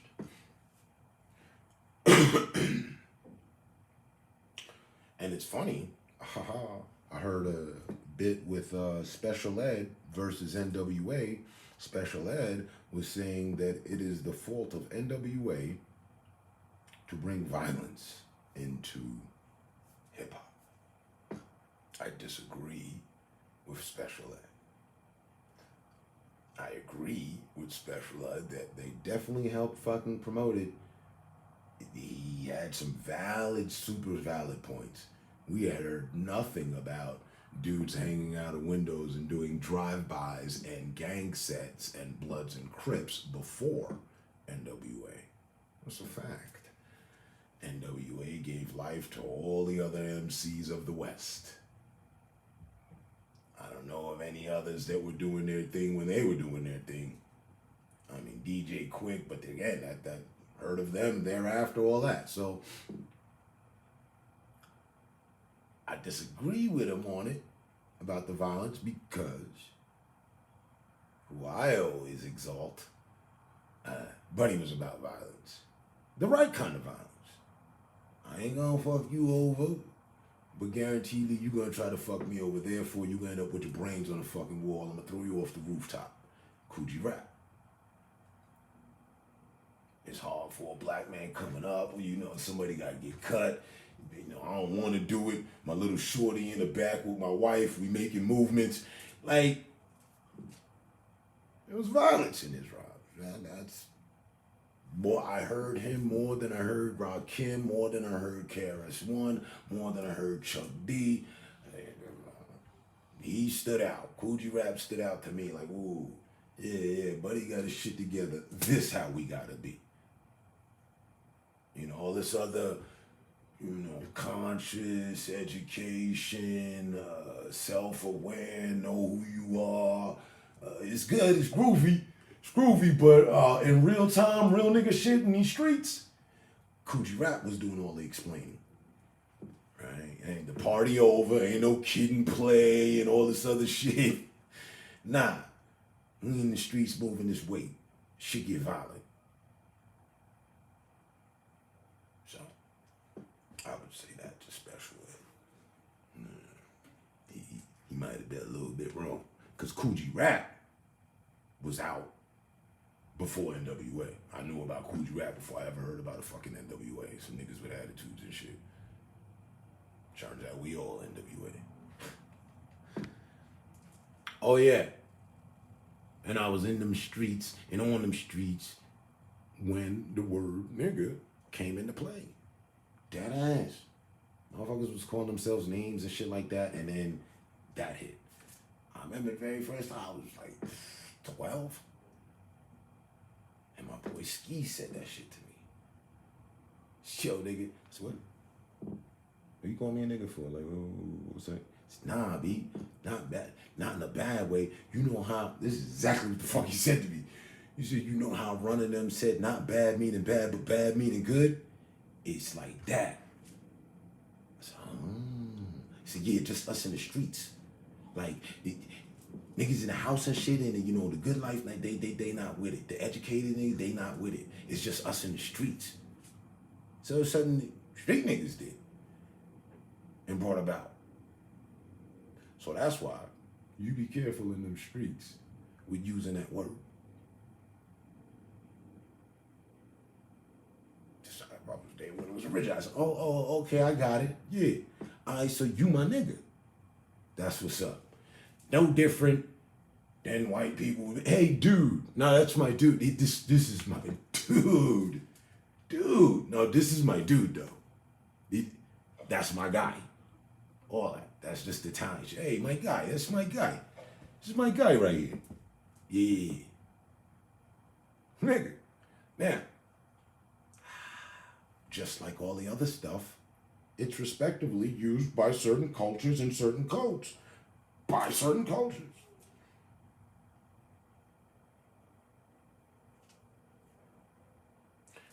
Until it's deemed, by the slang or the new way of the streets, until it gets its approval or validation, it's a no-go. I ain't never, ever heard none of my niggas ever tell me, you know what? Nah, we done went too far. We went too far. Because this taking a negative and turning it into a positive, it's not good.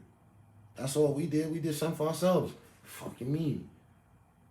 You hear people say it all the time. I swear to God, you can Google it.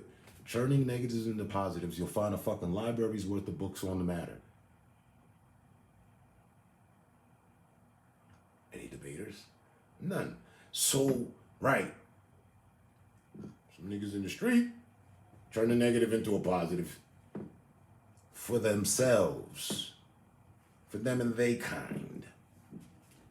There's different factions of Negroes. Really though. So, but, And then, I always loved that. Here since 2013. You get the people. It's, why can't I say it? You guys say it all the time. Why can't I? Well, they need a history lesson after taking such a negative and turning it into a positive. Because there was once a time that you could say it and you can't anymore because you get your face beat in. That's all. Back then, you wouldn't get your face beat in. And it was a way of the land. This very land that we all walk on. To call a black man or woman a nigger. Just nigger. Nigger, come here. Go in the back there and move them stones or however the fuck it went, right? So, it wasn't a term of endearment. No. It was a term of disrespect. Completely. And it was the way of the fucking land. So no, in these days and times, while I'm not any of my ancestors in that way, and there's no chains hooked to me, and I don't see anybody with whips, and I haven't seen anybody hanging around. I see people hanging around, but times are different, right? So we're going to adjust to the differentness of the times. And now, we're going to use the word as a term of endearment for ourselves, amongst ourselves, for us, by us, FUBU and them. And nah, You don't get to rock. And you can rock on the internet under your breath amongst your peers when none others are around. Or maybe amongst your peers and there's only one there and then he or she has to deal with that abusive situation just, because it is what it is right now. But never, ever, still yet to this day, that's concrete. That's solid. That's solid as a street. Go check it. Go check the theory. Go out in the street as someone who's not from the culture yelling nigga, nigga, nigga, nigga, nigga. And go up to black men. Leave the women alone. I know they claiming tough. Fuck all that shit. Go up to the black men and just, parade that, and your fuel should be fueled by the fact that your ancestors once could do it, so why shouldn't you? Right. And then we can bring back the old, the new, the current fight right to the table, right there in the living room of the streets. I guarantee you there would be such a decline in certain cultures because we wouldn't have to worry about warring with each other so much anymore, and then you guys would get the wrath of that. Damn. And then it's gonna look like a racial war here in this country. All over a word.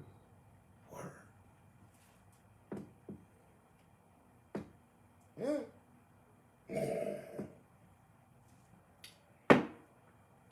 That's why I told that Latin slob when we got into an argument not to call me a nigga.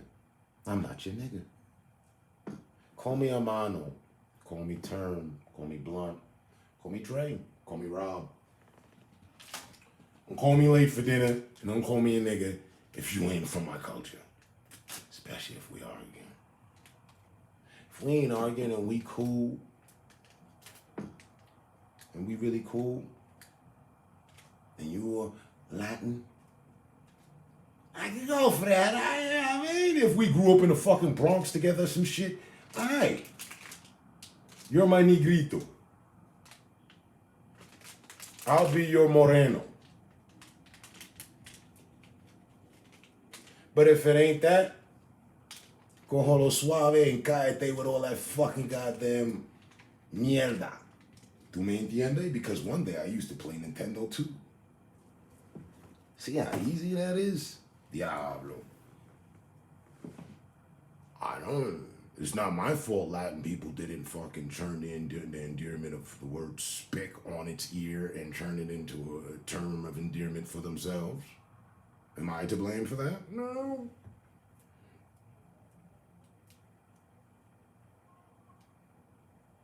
Or any other fucking derogatory statement. You take your pick.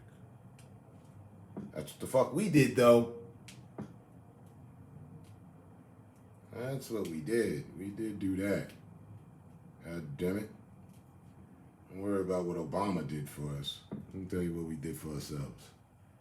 Took one of the worst historical fucking derogatory statements towards our people, turned it on its fucking ear, and turned it into a term of endearment for ourselves.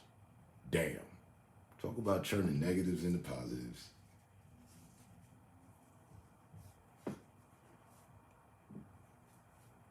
I know. I've heard some of my brethren, you know how disrespectful that was? You know what we did to not hear the word anymore? Mm-hmm. Yeah. Now, mind you, I didn't invent it. I'm a messenger. Don't kill the messenger, you know? I got the word while I was in them streets. Right there, 42nd Street, buddy. Yo, said something, my niggas. I thought it was cool. What you just called me a nigga for? What's that about? Like, for real, though? Like, nah. You know how running them said not bad meaning bad, but bad meaning good? Yeah, I remember that line. Like that. Oh, okay. And that simple understanding right there is why today, 40-something years later, people still ain't get it figured out.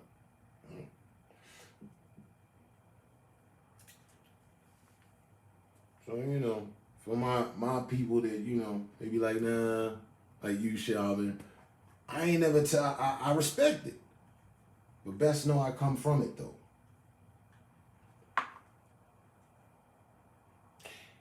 If I didn't come from it, then I would have been considered a house Negro. But I just so happened to be in them streets when they came up with the analogy. Same way like the fat laces and all that other stuff. Iconic stuff that while we come from the bottom of the damn barrel, still was shining. Because no matter how deep you bury a diamond, it's still a diamond. Once you get to it, you find some shining. Yeah. Where Langston Hughes and them at, man? I'd have been real cool in a group. Like, listen. I'm cool with the brother factor. I'm also cool with the nigga factor. It's just elite coded for brother. I mean, honestly. But I never thought the streets was that deep. Spend some time in them for real, you might find out. I don't encourage it though.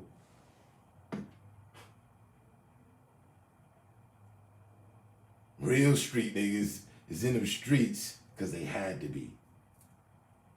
Not because they wanted to. We ain't even like them kind of ninjas. Wait a minute, you got someplace else to go to besides the streets? Oh, you privileged. Spoiled even. So come out here, sell some drugs, and go back home at night with his grandmother and whatnot. Like, oh. You got comfort in your life. Street niggas, street life ain't about comfort.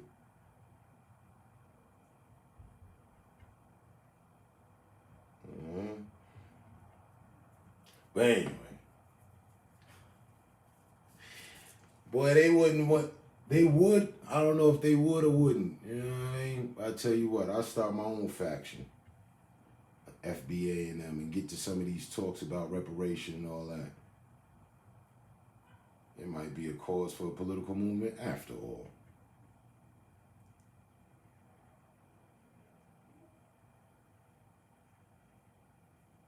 But see, it's talk and thoughts like that that had me in the spotlight quick. I'm like, what? You want actual real change?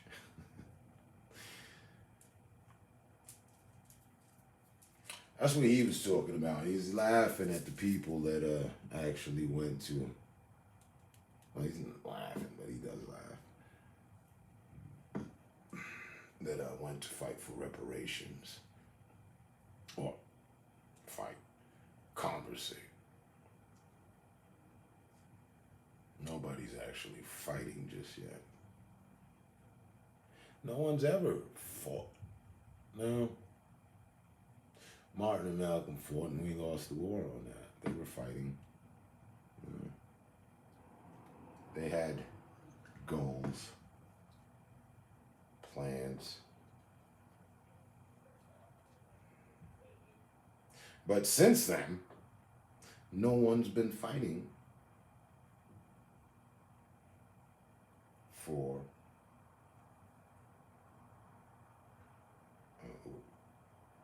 called again? Dues. Reparations. Dues. You get the reparations after you pay up the dues. It's been a fucking doozy.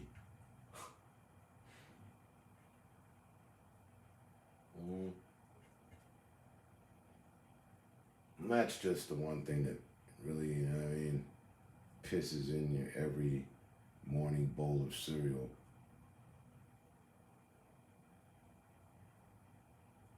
That all other cultures have gotten their dues and in the process have came about to reparations for their culture and communities. We ain't get ours. We're sitting by watching everybody else, newcomers, foreigners, bring them on in. Hook them up, man. Hey, everybody in the community we live in is somehow methodically owned by all the other cultures. Damn, we ain't got none. When the mom and pop, the soul food places, they shut down. COVID sorted that.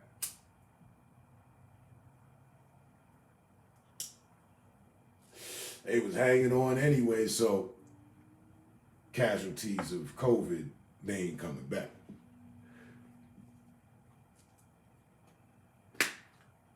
Yet again, appropriation.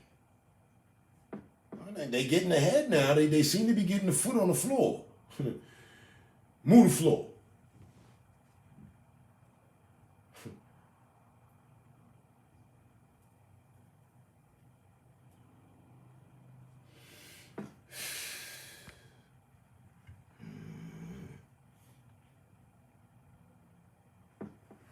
Yet again, can't have nothing because it was said by somebody that we wasn't supposed to have nothing.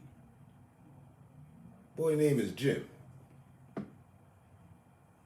Once upon a time, Jim Crow said that me and my people and people that look like me wasn't supposed to have nothing. Not necessarily too much of the people that look like me, because now times have changed, but that still lingers in the air. We ain't supposed to have nothing. Can't have nothing. Reach for it, pull yourself up by your bootstraps and expect to get nothing. We're gonna see to it to whatever you get, you ain't gonna have. If we build it, if we kill it through criticism or whatever, slip up once, half of once. Whatever you had, you ain't finna have.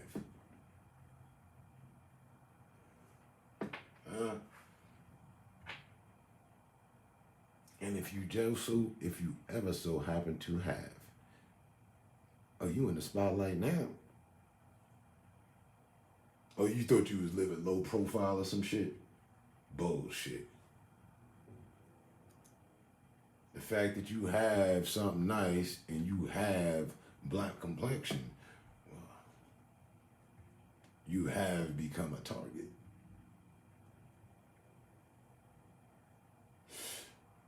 To certain generations of people that have been pre-programmed and force taught that you are not supposed to have. If a rich black family moves into your neighborhood, white neighborhood or a neighborhood, every fucking body is gonna... And who are they? Who the fuck is... Now, wait a minute. And they're not a celebrity.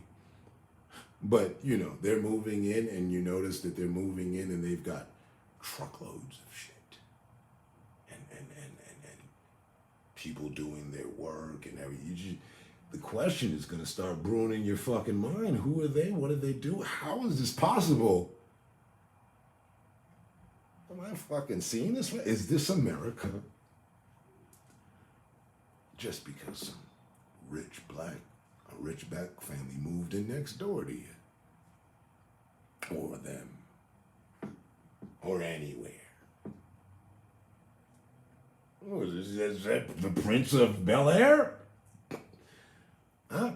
They got fucking 4 Lamborghinis, some shit you've never seen, even a fucking goddamn model car, one of the experimental shits that wasn't legally supposed to be on the road, they got one.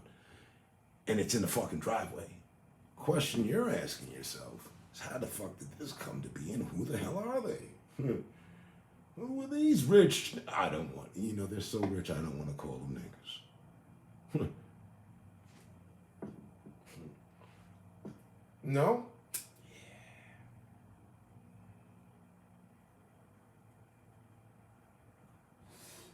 If they were any other culture, if they were white, there'd just be some rich white folk moved in next door.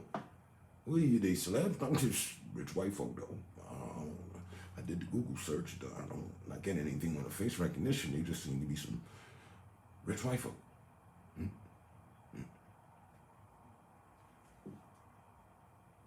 We ain't gonna have to start doing background checks and worrying about where they got their riches from and shit. They just rich white folk. That's who they are. They ain't no bitch. Ain't that a bitch? They ain't no rich black folk. That ain't a thing. Damn. There goes that difference again. That's not something you commonly hear or even sounds right to throw around in this day and time. Now that's a fucking shame. Slavery's been over for quite some time, and we don't have a population of rich black folk. Oh no, we do, but we all know who they are, right? And the moment they almost slip up, boy, we got him. He gonna lose his sponsorship. You know, get on it. What's his net worth? Yeah, buddy just lost $1 billion overnight. Huh? Stupid nigga. Yeah. Everybody all over it. People gonna do vlogs about it. Kanye?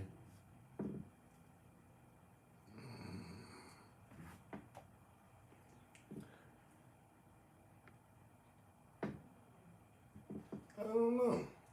Just thoughts in my head.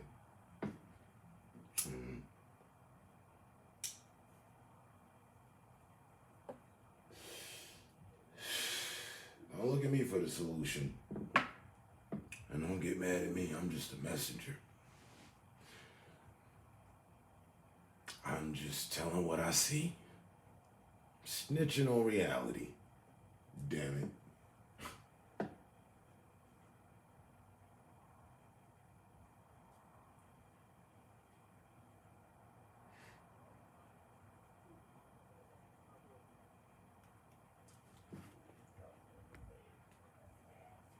Now, yeah. So, while most artists were robbed and raped of their musical talents, properties, you know, I don't need to bring you up to speed about the music game, right? And the plantation that it is. No, I don't. Aware about that. Cool. So while oppressed, a generation of artists came up with a new trend of music, which is now grossing how much a year? Gosh. Lining how many other people's pockets besides their own? The sacrifice. No one but us can take claim to that. Now, if the Beatnuts and Big Pun and Fat Joe and Cardi B signed in on the same deals or didn't and got better deals, still doesn't make them founders of anything. Nope. Just members on the train. And again, of which they did not build. Riding off the coattails of others' work. So no. It does have to stop somewhere.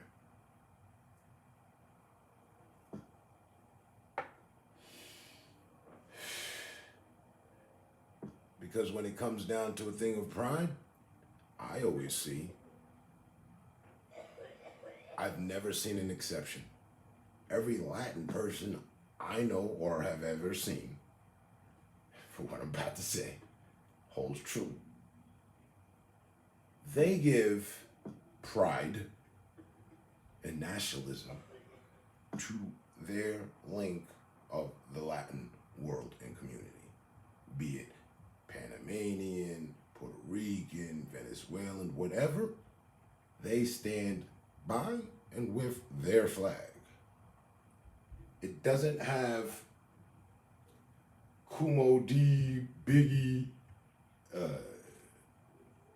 Kool Kirk, Melly Mel, doesn't have any of these members on their flag in the matter of their pride. No, they're all for their country and all that, and that's cool. No problem with that. inkling of a problem. Then the problem becomes when you put that aside and act as if they own hip hop. Why? Because Cardi B got the best selling record last year. So now all of a sudden you guys own some shit. What the fuck going on? Cardi B, Fat Joe, and every artist I mentioned wouldn't have had a fucking nickel in their pocket musically through hip hop if hip hop had not been invented. They weren't the ones who were going to come and invent hip hop. No. They sat on the sideline, watched others, and then was like, yeah, that's something I want to get into. Cool. No problem. Just realize what you wanted to get into was already invented. So whether they were the best and they were better than some other artist of our own who invented the culture doesn't fucking change the fact that they didn't invent anything, though. No. You're at the party. You don't own the club. There is a difference.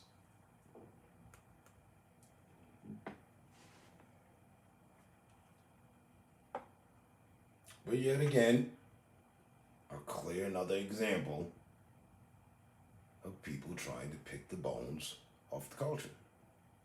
Pick meat off the bones of the culture.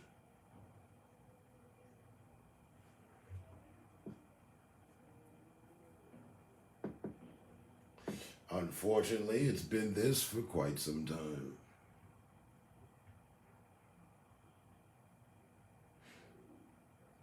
And yet again, another good reason why I'm glad I never signed any devil's contracts.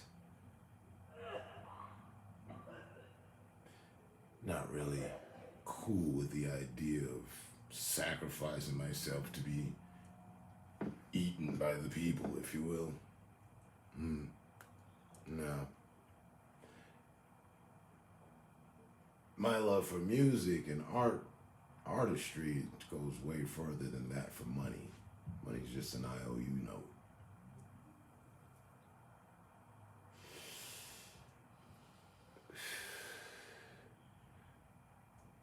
The only thing money can help in a situation for music is buying an instrument. So it is a necessity.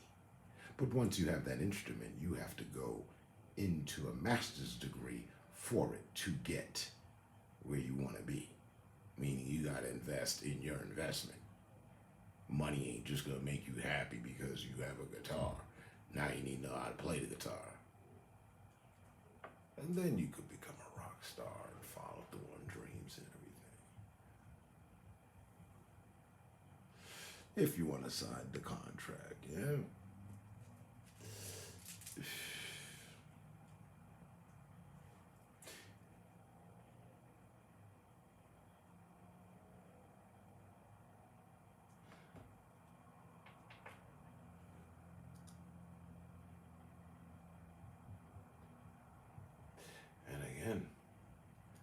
It's simple solution. Seeing beatings even when you're a kid. So there was this guy, Bab Ashabeli. He was a boss.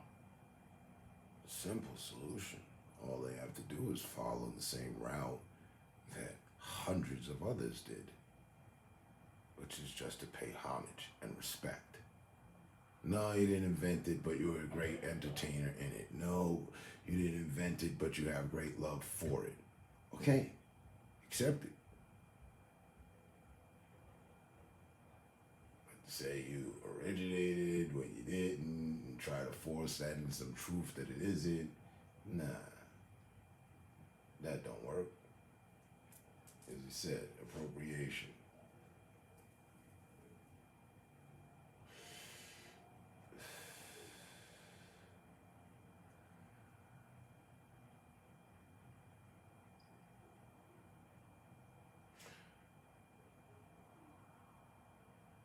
And maybe someday, some way,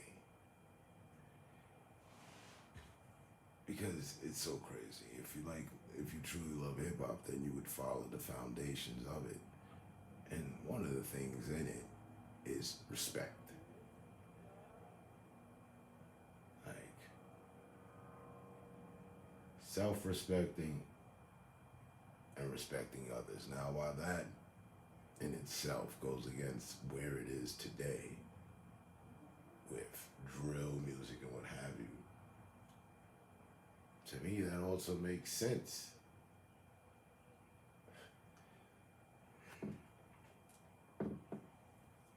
Hip hop has evolved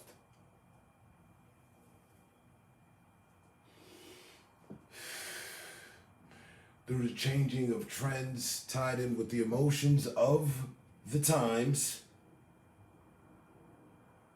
Speakers are always talking about current issues and matters, states of what, we're in, if you will, political speakers of sorts, plenty, but with rhythm, music, and a rhyme for reason.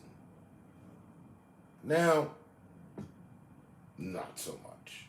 Not at all, in fact, they cut all that out and have just mainstreamed hatred and foolery. And money. Hatred, foolery, and money. Like, if you can culminate all three of those, you're in a high probability, putting yourself in a high probability of being successful within the game. That they're only accepting players' position to play. Like, if you're not on that, well, good luck to your independent chances and what have you. You'll immediately be considered underground and so forth.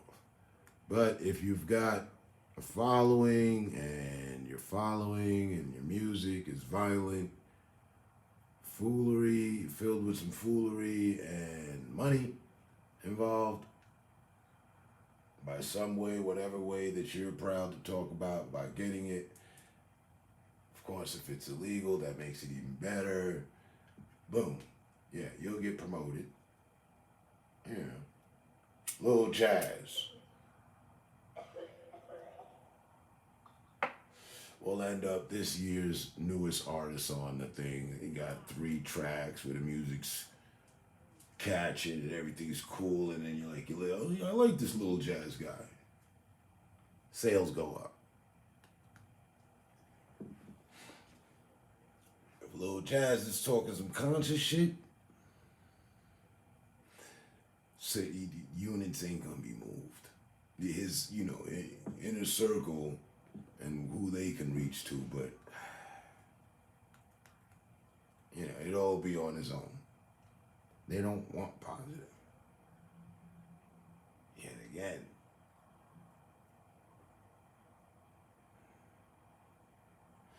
if we were enemies and I could get you to defeat yourself, wouldn't that be cool? If we were enemies and I didn't have to actually fight you, fisticuffs, or pull out a gun and shoot you, because we're enemies. But I could get you to destroy yourself. Wouldn't that be cool?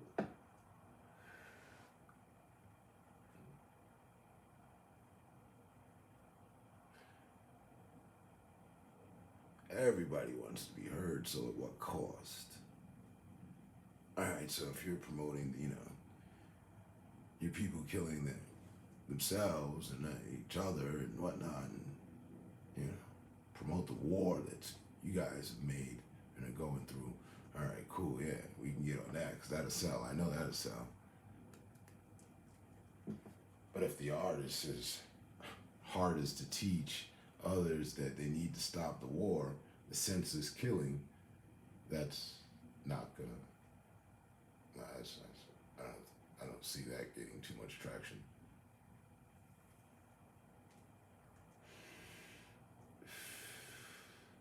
Cause see, then he can't tie in and make sales for the diamonds,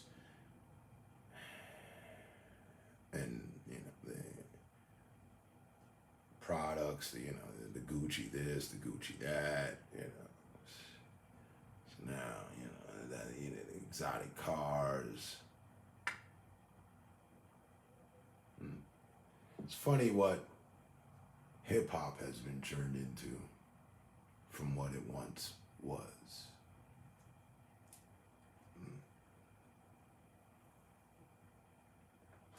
And now I understand in my 7-year absence how they came up with the analogy of hip hop and rap.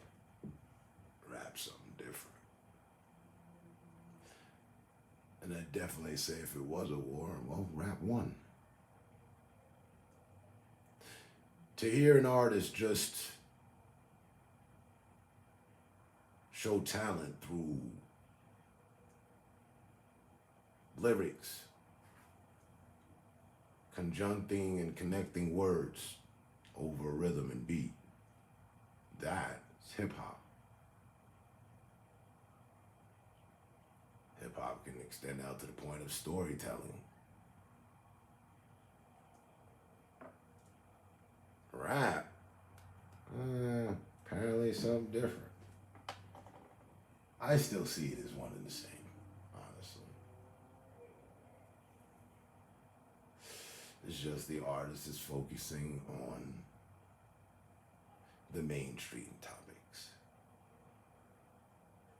which would be negatives, versus original hip hop artists doing what they do to bring about a positive resolve, be it just for the listener or the community. That has changed.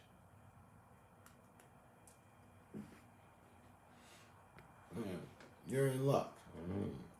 Live with a hip hop historian, living legend.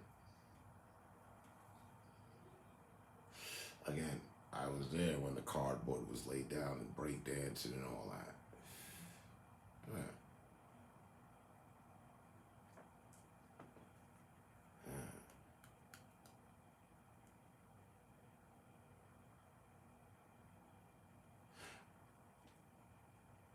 But also, in short, it's funny that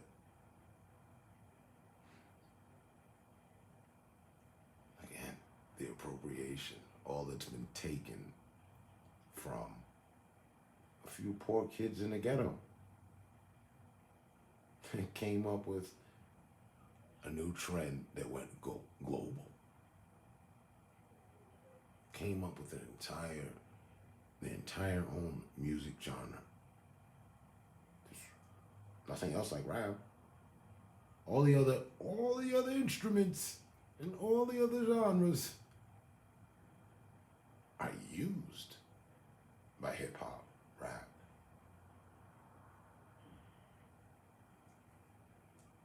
In so many of ways, from the artist to the instrument. Right? Sampling.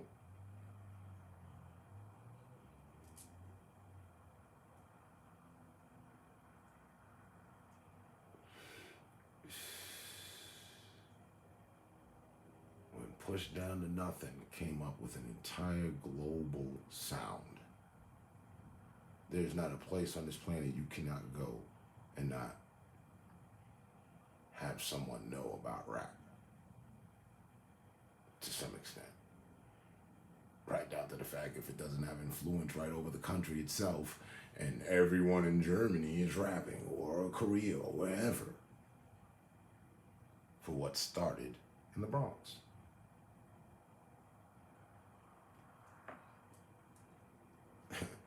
Which, to date, is one of the top 5 most dangerous places in our country to live. It's on the list. I saw it just a few years ago. Might have moved off the list or moved up the list.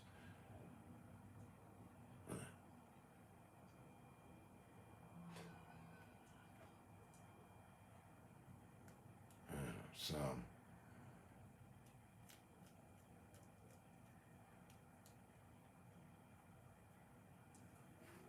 maybe when there's nothing left to take, if that's even possible, people will come to realization and respect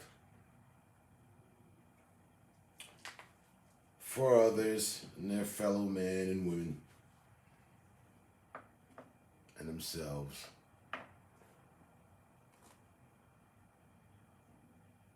And then hip hop can make a return.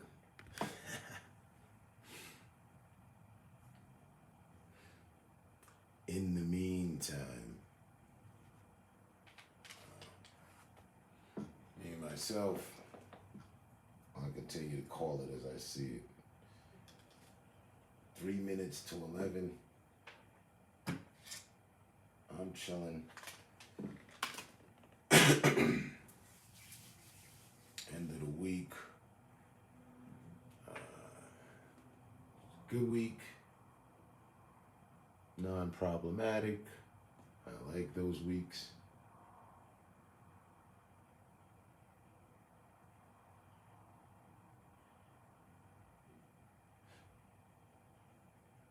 And interesting too. We found some spikes of interest. So it was a good week. And I hope everybody else who's tuned in or intend to tune in is having a good week or has had a good week. If you haven't, I hope that the cycle of tomorrow here in a few hours turns out to make it a good week for you, to start a good week. Alright? That's particular to time zone maturity. And other than that, You only last about a week with that weasel talk. Well, I'll see you next week. Oh, Thursday I get paid. I'll get you then. 2 weeks. They know something's wrong. So certain ones, mafia associated on surviving beatings, snitches, and true crime stories. Yeah, I'm gonna pass on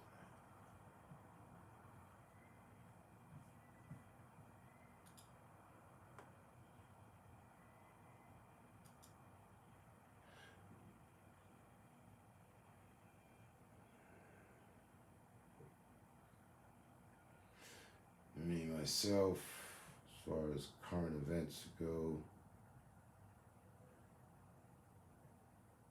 I'm looking to see what happens with the Mr. P. Diddy there.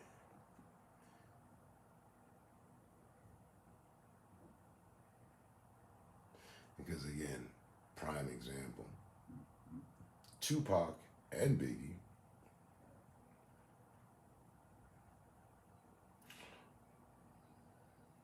were both eaten off of, to this day, down to the remains of their skeletons. Like, there's nothing left except people eating off of their bones. And they've been long gone. And those are two young men that didn't make it out of their 20s. So, if Mr. Combs here, who I once met, had anything to do with that, I feel he should get his due process.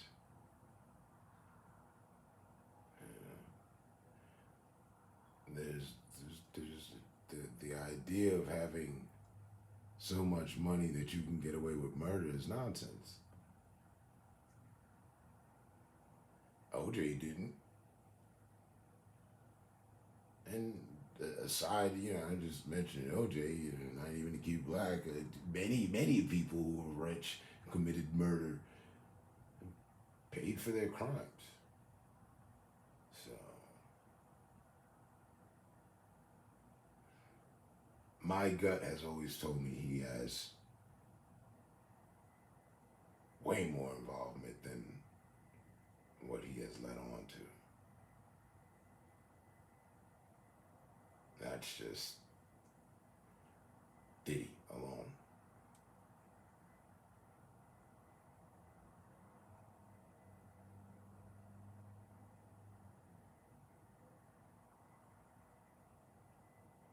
For me, one thing, there was a definite flag. I don't see how someone can dance around after their best friend died. Alleged best friend, he claims that they were. And there's fact that Biggie wanted out of his contract and he was just finishing up business with him. So, I sense foul play. But you can never just go on a feeling, you need facts. And apparently this Keefe D dude might have some of the facts. He'll be held accountable as well because he's been in it. But that's the only thing I paid attention to, was waiting to see any results from this week.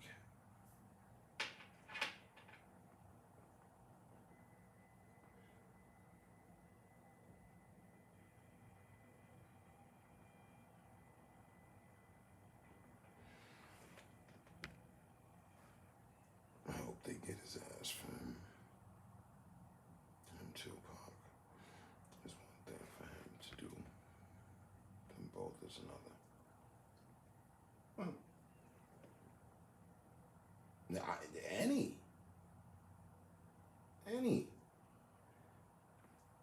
And here it is.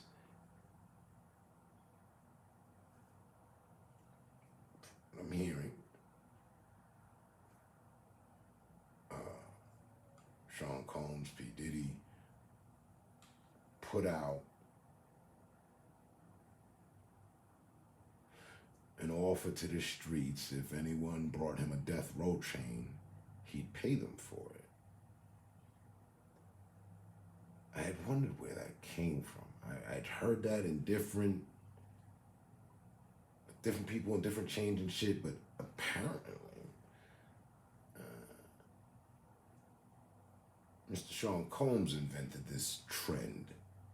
So therefore, if that can be proven to tie into what happened that night in Vegas,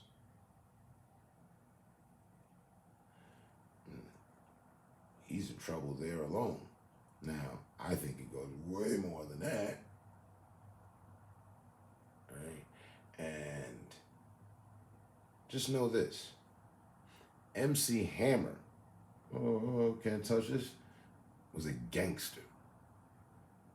Fuck all the goddamn mainstream music he made. Forget about the gospel album he put out. Oh, that's right, we pray. Right. But off stage, behind, the MC Hammer was a gangster. So let's give that man his accolades. And now, turn our view to Sean, Mr. P. Diddy here, who I once met. I didn't feel like I met some gangster, but felt like I met a fucking slime bag who was in power of things. And I also knew at the point in time that I met him that everyone that he worked with under his wing didn't work out. Just didn't work out. And then nobody got it. G-Dep, Black Rob, the situation with Shine, Biggie. I had enough. And I didn't know about Craig Mack, because I never really listened to his music too tough. But Craig Mack got a bad deal. Oh, Mace. Oh, The Lox. Right. I met him, and this was already on his resume. So I was like, I'm not going to get into any networking, and he held my hand oddly longer than I felt he should have, if you will. So I was like, oh, okay, I think he's on that type of time. I don't know. He tried to keep my attention. He was like, I'm like, oh, I'm just happy to meet you. All right, hey. I don't even need an autograph. It's you. Yeah, Mr. Diddy Combs. All right. So, and I could have, hey, man, yo, what's up, bro? Yo, man, you got to hear my shit, man. I've been trying to get into Bad Boy for the longest. Look, can I spit a few bombs for you? Now that I got your time, are you busy? We're like, yeah, no.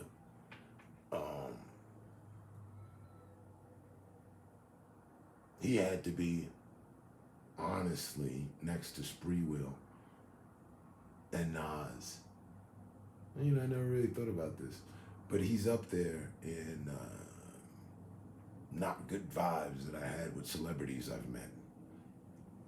Well, I've met a nice slew of them, all the way out to Will Smith. But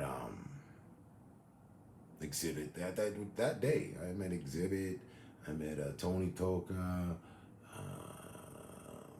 Rakim, Snoop Dogg,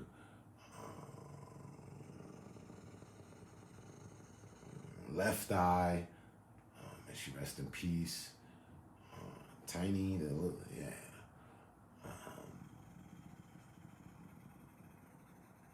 Somebody else. Exhibit,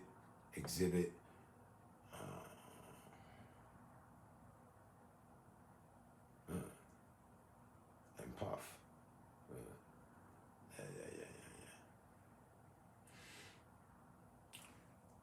I was at a hip hop convention. I was modeling at a hip hop convention. They paid me to model. It wasn't, it's hip hop. I'm wearing fucking hip hop clothing. Cool, the new shit. All right, yeah, dude. So with You Be Tough, they were in competition with Averex. So I was just cutting through the hallway, going to pick up my girlfriend. Some Russian lady popped out the door. Hey, 1 minute, can I talk to you? Yeah, what's up? Well, you are perfect height and size. Will you just try this jacket on for me? Sure. Oh, pretty nice. Who's this? You Be Tough. Okay. It's not Avery. No, Averex is other. This is me and my husband. And you are nice in jacket. It fits you well. You like? No? Yeah. She offered to fly me out to Vegas. We are having a convention. We will pay you room and board and $400. It's the middle of February. Never been to Vegas. Sure. I left out of there. Went and told my girl, hey, I'm going to Vegas. And while I was in Vegas, I just so happened to run into all the people I mentioned. So that's how that went in 2000. Right when I came back to the country, it was fresh. But when I met him, I just knew he's in bad business with this guy. Yeah, be a waste of time.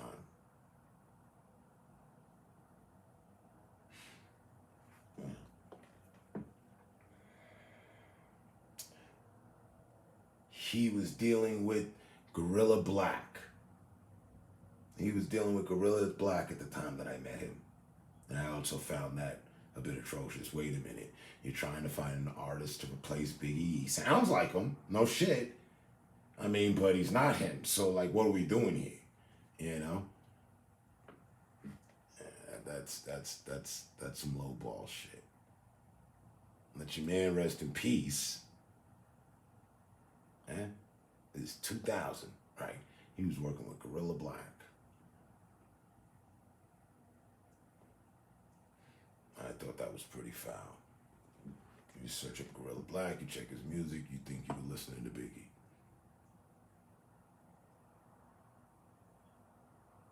You know, if you didn't know.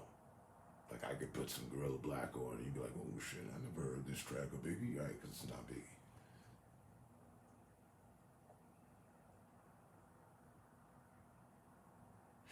And he left it alone though. So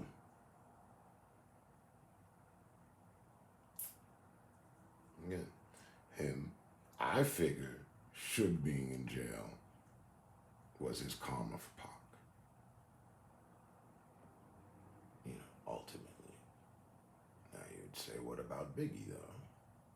And then again, if it goes in further for investigation and find out that Pac's no longer here because of Combs, and that's going to be a situation too. And Suge's been blurting out stuff the whole time.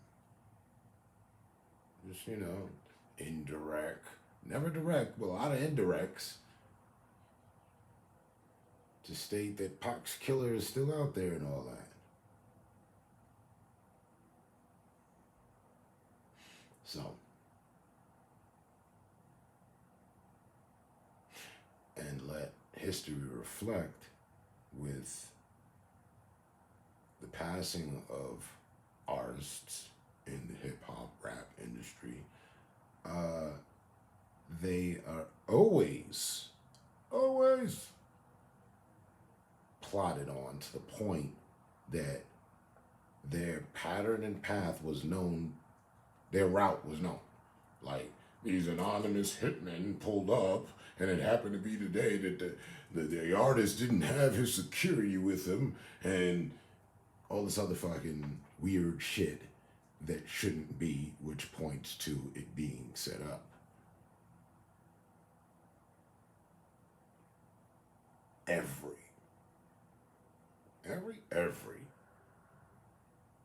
Every time, it's always there. It's a couple elements. His number one security guide, who was his shadow, that day he wasn't there. Well, what the? They just happened to be out the way, because such a power to what they were already presenting, in my opinion, approached them. I mean, these things happen with Malcolm, these things happen with Martin. It's a pattern to where a higher power steps in, and the power that should be the authority of protecting is not present. They're just not, they value their very lives over the paycheck that they were getting to protect their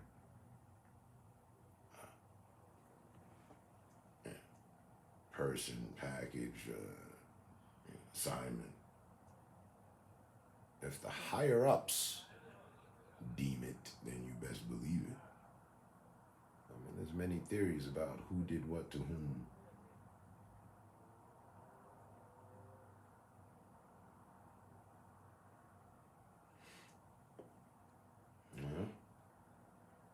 And let us not forget, there was a guy named Jim, the family name of Crow, who stated, we ain't supposed to have nothing. Don't let us get nothing. If you let us get something, then this will happen, and that will be the consequences. That's not what you want. So, keep them involved, keep them in check. When the bridges, they get too big for their bridges, strap C4 to the supports. Wait for them to cross, ignite. He's in the kill box.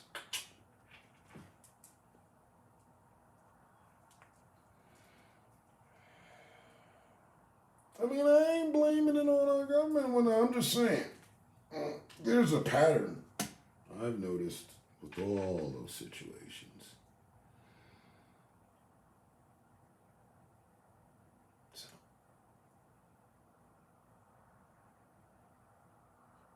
is it some organization going around and keeping the hedges trimmed?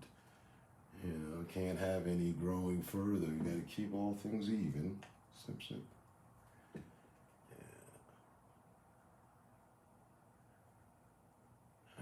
Could play right out to the richest rap couple to date, surpassed by Will and Jada. She was never in rap, but you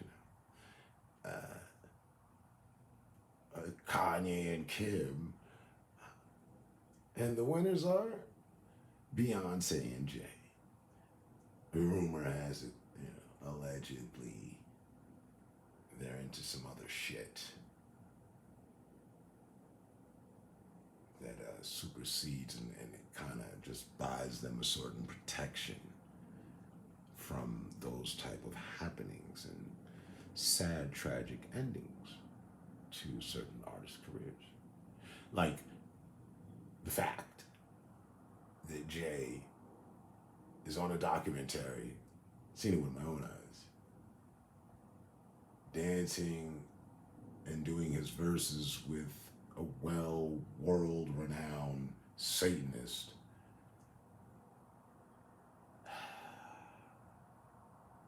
it's different. It's just different stuff. He was having a good time. A little art gallery, just spitting some, acapella verses he wrote. Of course, he remembers them all like Lil Wayne, and it's your job to remember your lyrics. But yeah, that was, and this lady does animal sacrifices and allegedly children. She's a real dark, spooky individual.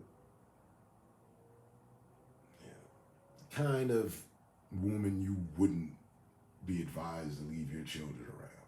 Let's just say that. So, I don't know if Jay was, partying, and that was part of some sort of ritual or whatever.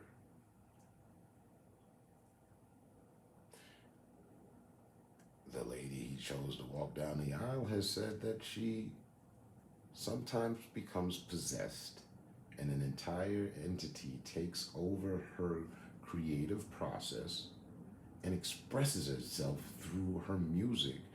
And that's how she comes out with hits.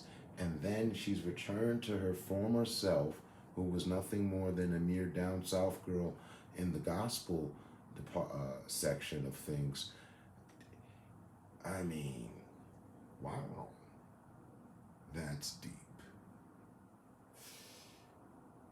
If my lady was to time become possessed, just take to the stage and make music of the time for all the whores. I mean, she's made some music for the children. Let us be easy. And it was just something that happened from time to time. I guess I could live with that.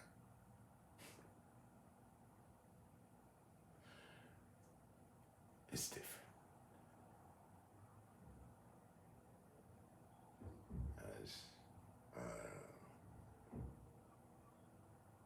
When you're a good Christian, admittedly, says that they become possessed and taken over by an evil entity. But they're not in control, but all the evil entity wants is to make some music, man. Make some good music. Turn the fucking, is this shit on? All right, let her go. She's possessed right now. That's gotta be something different.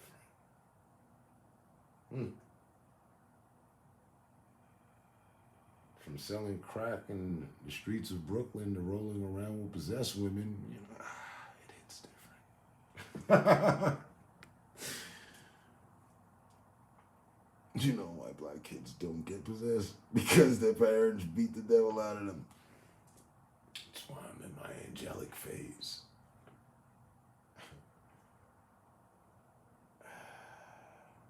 And it was hell. Yeah, I've been to hell plenty of times. Used to go on a daily basis.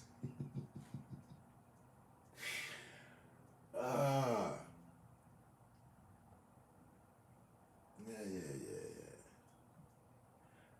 Somehow, for me, though, special case, that wasn't it. But yet, it was. The wretch was an alcoholic. So she was in tune with them spirits, and we were going to hell every night. Because the damn sure wasn't heaven. Wasn't nobody's paradise unless you're into shit like that. It's different. Went to hell every night. I don't know if there was an exercising or she just was getting her exercising on. She would transform and put a hit out every fucking night. Oh man, why she couldn't channel all that to the studio like Beyonce? I have no idea.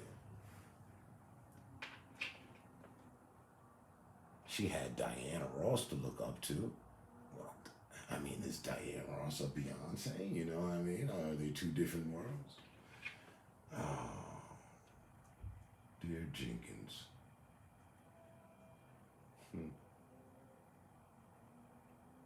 And that's why it's easy for me to bring someone to hell, because I know the way.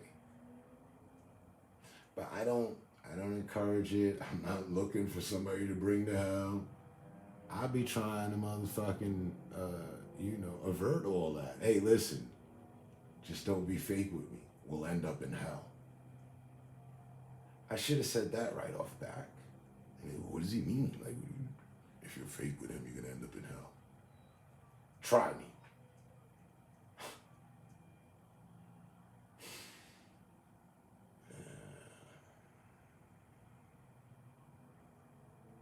Makes me think I should come up with a rap version of Looking for Real in All the Wrong Places.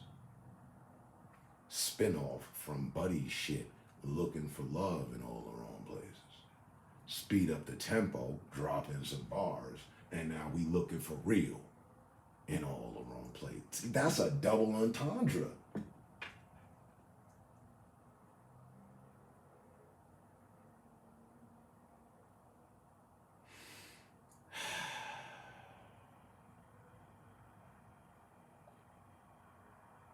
That's what my problem was.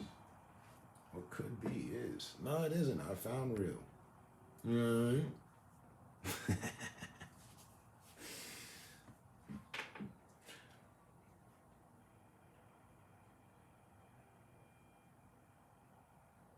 And it's the devil turned loose.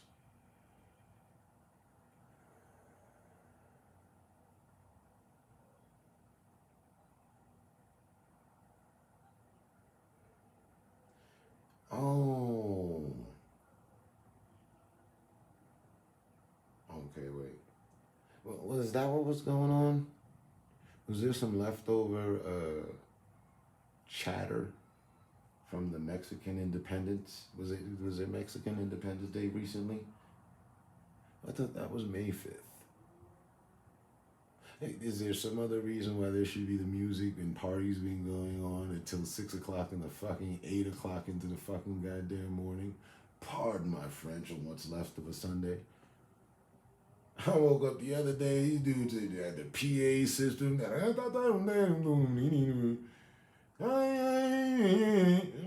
Hey!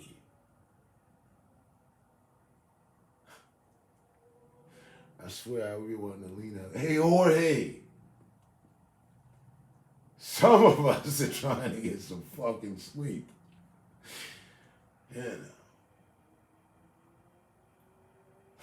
Damn. But then I realized, it dawned on me, half of Venezuela moved in here recently. Oh.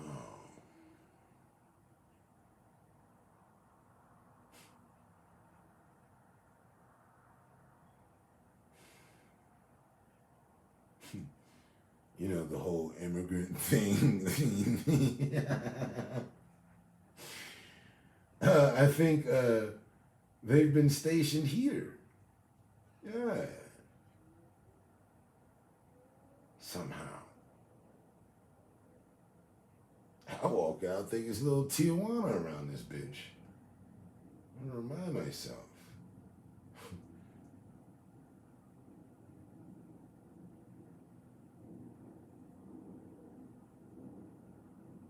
Goddamn, like, you know. Like, I thought Cat Williams was just joking. I didn't know it was really that real. Like, should I hate if some of us get some sleep? I'll be wanting to storm over with the shotgun. Hey, Pedro.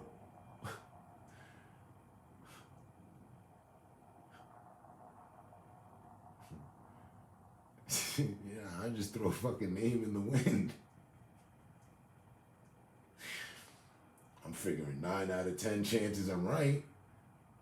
My summer chord is not a Pedro. Hector. Julio.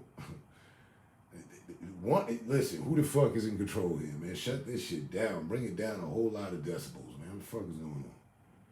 Now, if it was rap music, oh my God. Half the fucking precinct finna be here. I don't understand today's politics. Let me tell you. I swear to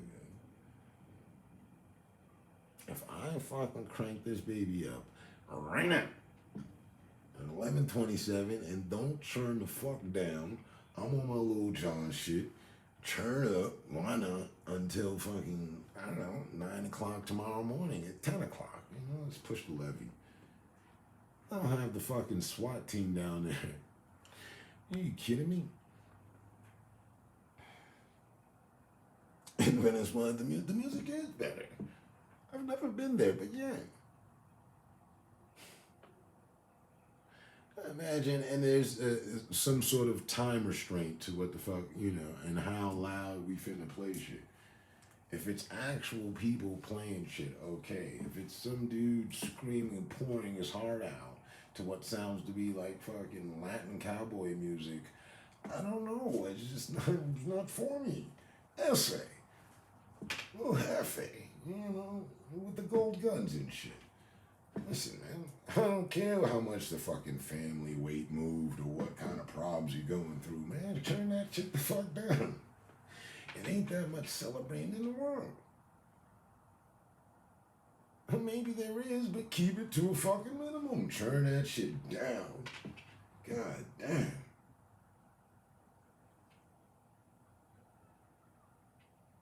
Bring this shit to a motherfucking head. Paying upwards of $2,000 not to listen to fucking Machada at 8 in the morning. Like, I'm mad when the motherfuckers come around with the motherfucking lawnmower machine and shit. Like, y'all ain't got a better time to do this right now? Like, you know what I mean? You can't tune the carburetor on that bitch. That motherfucker loud as a bitch. All right, we get it. Hurry up. You know, that's acceptable at best. You know, the woes of not having your own. I wait till I get my own place and I got a car on a lawnmower. Wave to neighbors. It's just me over here making noise. Somebody invent the fucking silent one and get them moving. You gotta be kidding me. I'm telling you, see a problem, bring about a solution. The silent lawnmower. You can use this motherfucker at 3 in the morning. We didn't know you was cutting your lawn. Get her done. It's got nice lighting system surrounding, allowing you to see a 10-foot radius in every direction. Do you some night cutting. Silently. The fuck? No. Because some of us is trying to get some sleep. I got the window open. I'm sure there's neighbors hearing me with their window open like I'm part of the night talk show or some shit. Nobody has actually asked if I give a fuck. And that's good. That's why ain't nobody telling Julio shit at 8 in the morning. I don't want to hear nothing at 11:30 at night. Go on. It's night. This the night vibes and shit.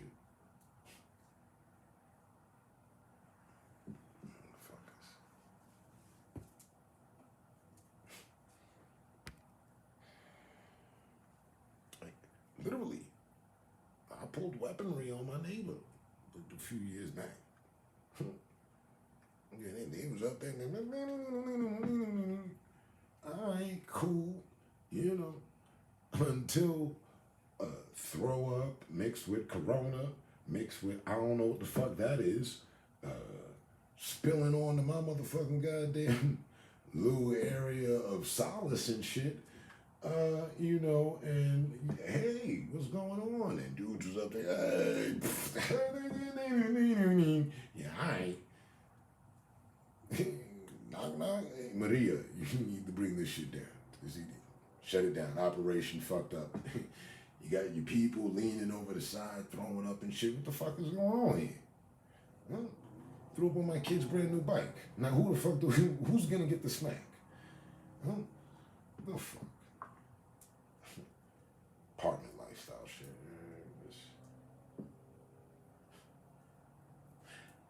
You and your lady gonna live a long time, man. I'm telling you. I was talking to my lady today about y'all. Yes, I was. This is actually universal truth just manifesting itself. talking. You know, we paying $2,000. You know, and the motherfucking goddamn amenities ain't meeting the means and shit and this and that. But not too far up the road, my boy and his people, they got 2 floors and some more shit for the same shit. She said, you know, I don't want to move too far away, 'cause then the tram. Listen, and it's right up the road there. They right up the road.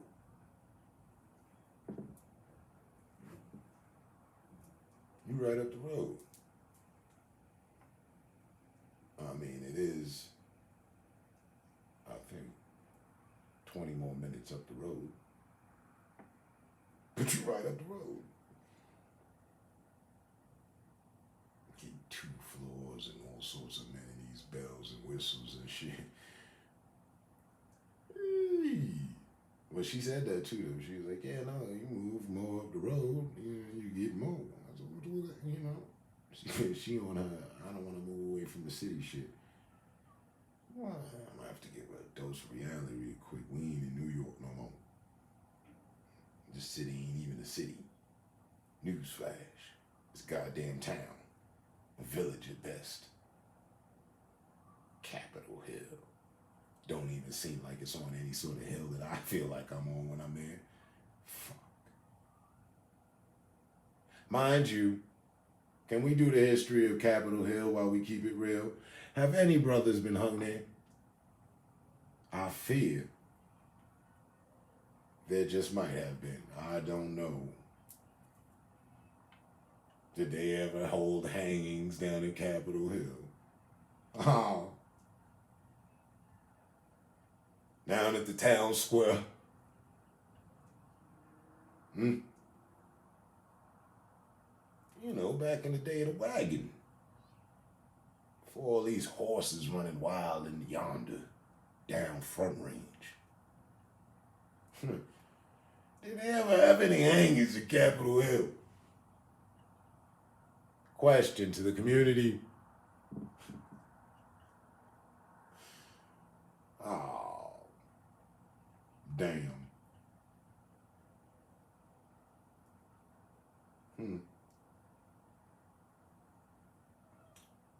One of my ancestors whispered to me, hell yeah, they did.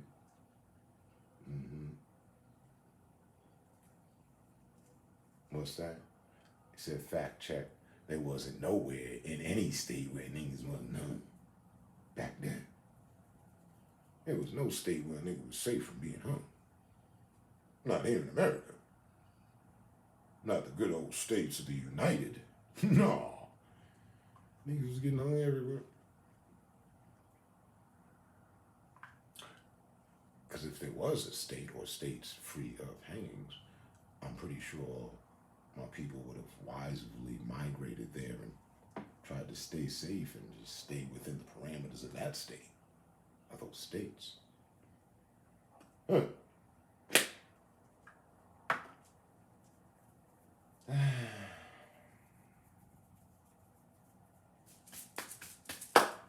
Shall we move on? What do you say? I was off the I think Public Enemy. She said, let us move on.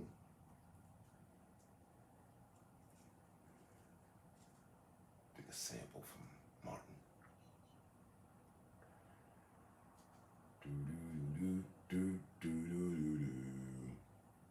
So,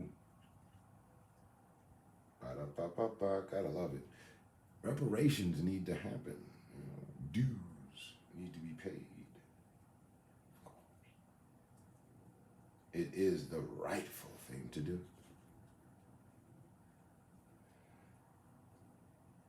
And while others are collaborating about invading us, it would guaranteedly spike the interest of all Americans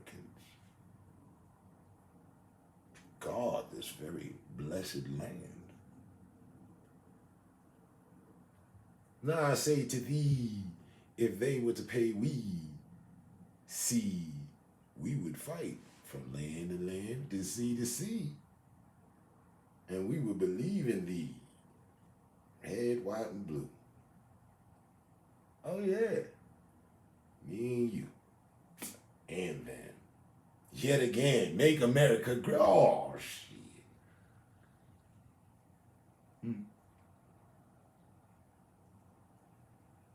No. You mean to tell me that they would pay us the millions that are owed to us and we wouldn't be content? Oh, you lie. Money can't buy happiness.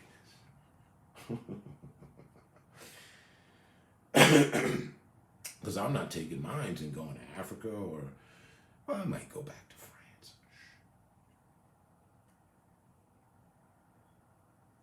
There was a nice patch of land I had my eye on. And instead of an American dream and a mansion, which I'll also take too, because if you got millions, you can do what you want. But I definitely will have a castle. A small, like the family name, a small, refurbished, redone, reinvented castle. Oh, you've got to see them. They're the size of 2 mansions. With a little walk over top and everything. You deck it out. It looks all old school on the outside, but I got a drawbridge that comes down, and when you get in, it's party town, baby. Oh shit! All sorts of secret passages and catacombs, and I got a dungeon and shit. Way better than the American dream. That's just time spent in Europe talking. And the dreams of a black man. You know, I can dream. Don't give me a fucking castle. Yeah. Then a mansion.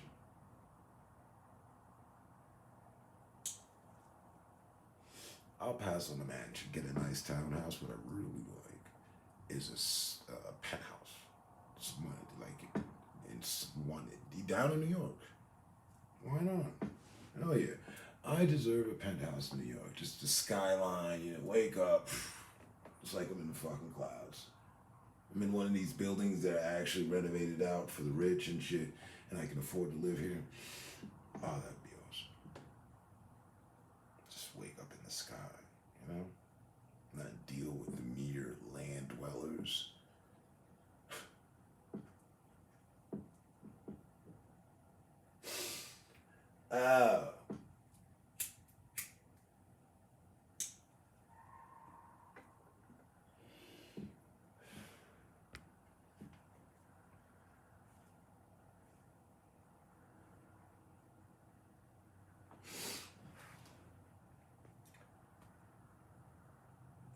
Myself, I once told my grandmother, who you know of what regards and high regards of royalness, I hold that woman in. May she rest in peace. I once told her, because she died, I didn't even realize it. You know, it was just flowing. But we were having a conversation about success. And I said to her, I just recall, I said to her, I was upset, and I was like, when I make it, if I make it, I'm gonna buy my own island. I don't want to live here amongst the people. I don't. I'm gonna buy my own island.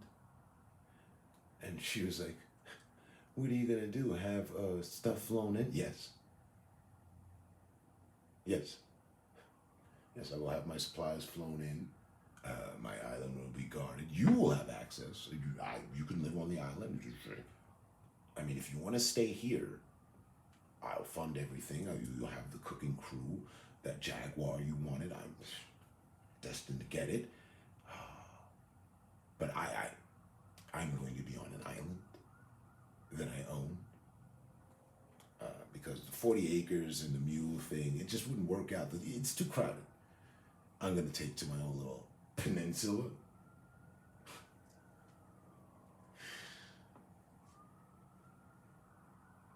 Wasn't a bad idea, still doesn't sound too shabby today.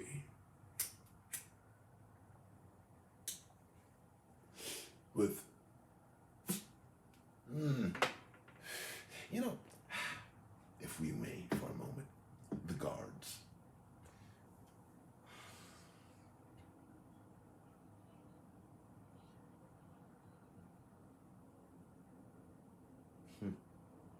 Seems to me you just can't pay enough. Example, let us move Steve Harvey into exhibit. We sat and watched his show, both agreed. I'm not really a big fan, didn't think he was so funny, but the man's made it. 1 week later, oh, he made it all right. Turns out, his chef, his master personal chef, I've always wanted a personal chef. I just figured my wife is to fill in for the time until I can afford a real 5-star. She's gotta be a female, because I'm not gonna have my chef sleeping with my wife. I don't want that as a possibility of some sort. Gosh, the dangers we have to avert and be prepared for these days. But back to them guards. And his bodyguard. Here's a guy that's supposed to be taking a bag, a paycheck, to give his life in protection of mine. And do all to see that my 24 gifted hours in a day are protected. Secure. The package is secure. The eagle is in its nest. All is well. He doesn't sleep. And when he does, he comes and dreams with ways of protecting me and my family and my assets.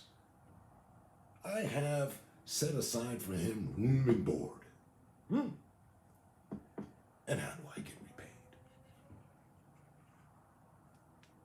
He's having an affair with my lady. He's not only protecting my body, he's violating his rules of protection on her body. Oh my God.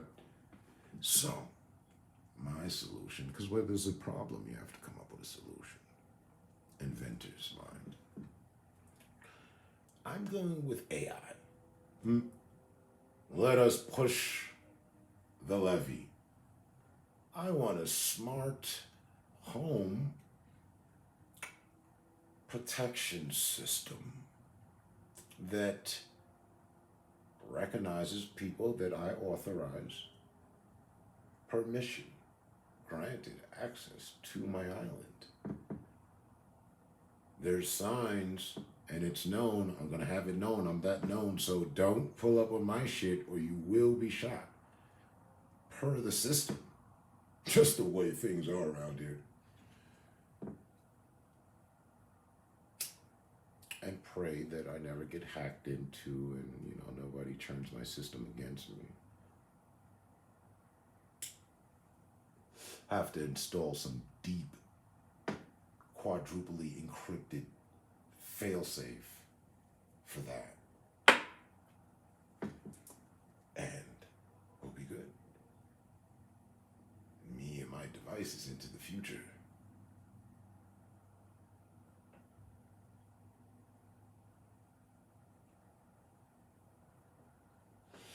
The drones I fly, they're automated somewhat through their sensors to avoid shit. That can be polar reversed. And now those sensors can be used to detect shit. We know this. So I would rely on that. Fuck guards. And then, let me get some guards. I don't want to be so rough. I don't want to get all thrown out of jobs. So, I don't know because of that, because then they're going to turn their focus to me. Okay. So, we ain't guards, but only to a certain point. Like the boat ride right up to the fucking dock.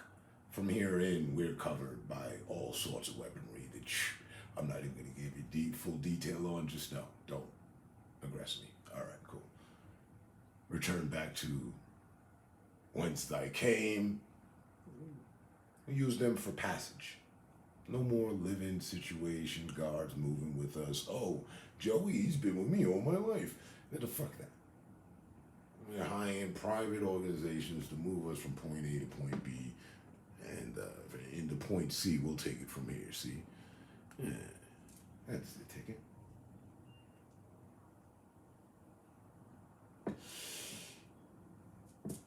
The media can talk about it, and then it'll be the new wave. Celebs living in self-defense. Now, look what I just solved. So all your riches, your treasure room and everything, I know it's insured, but don't you just hate it when you're, you got a performance and people know you're at that performance, so they go to rob your place? Oh, darn it. What if your home protected itself against threats? They better spread the word fast. And while I'm on an island, anybody coming out that far is intentionally looking to do wrong. I don't want to hear about them stumbling. I mean, I'll have it so that if someone was stranded and washed up aboard the shores, we'll take that into consideration. The computer will be that smart to analyze life, vital systems, all that good shit. So, they'll be taken care of. I'll get an alert. The med team needs to be deployed. Yeah, there we go. Anybody else, you're on your own. A team of 6 will be seen as a threat unless they've got their media tickets and scans, and that can't be faked. I can only be authorized through me.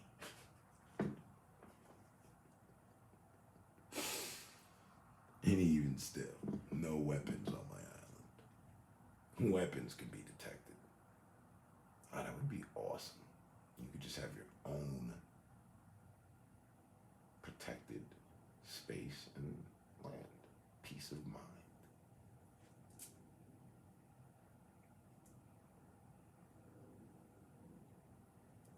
For where we at, there's not even a unit version of that now. Because the weaponry can pass through buildings. Mean shit. 50 caliber and up.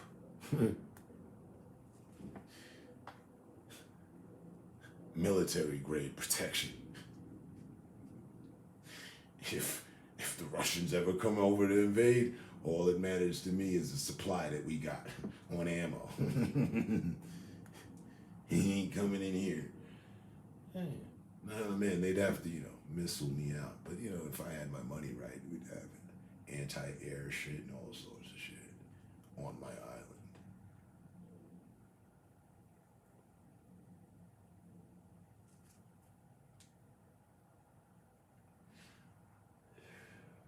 I've always been a separatist of sorts, my wolf.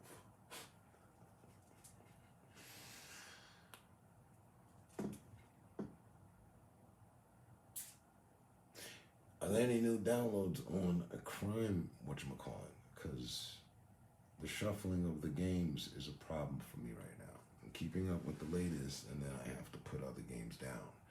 And Crime Boss got dropped down. Now, did that thing come with it? No, it didn't come with the season pass, right? No. Payday did, though. And I haven't, ran right through that like it was nothing to it. Oh, this mission? Well, hold on, this one? Yeah, all right. Where we going next?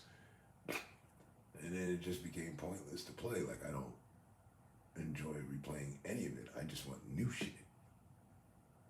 Again, just right out off the conversation. I need new shit. That's what I'm always about. Inventor's mind. You can't stop with the new shit. Can't stop, won't stop.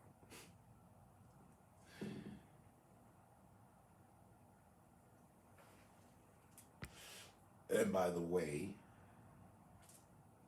you haven't asked in a long time, what is the strain of the day? I had by chance, some Elon Musk. So I think that's what's really pushing the creative sense of things. In addition to some electric sunshine. I can dig it. Yeah. I didn't even know there was a fucking an Elon Musk strain. Okay, yeah, smoke some of this, get a bit smarter, no problem.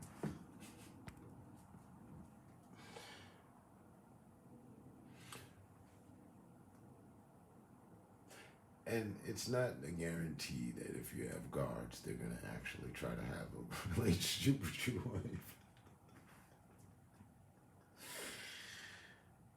But it is something to be on guard about these days. Look what happened to Steve. Brother was living a good life, you know?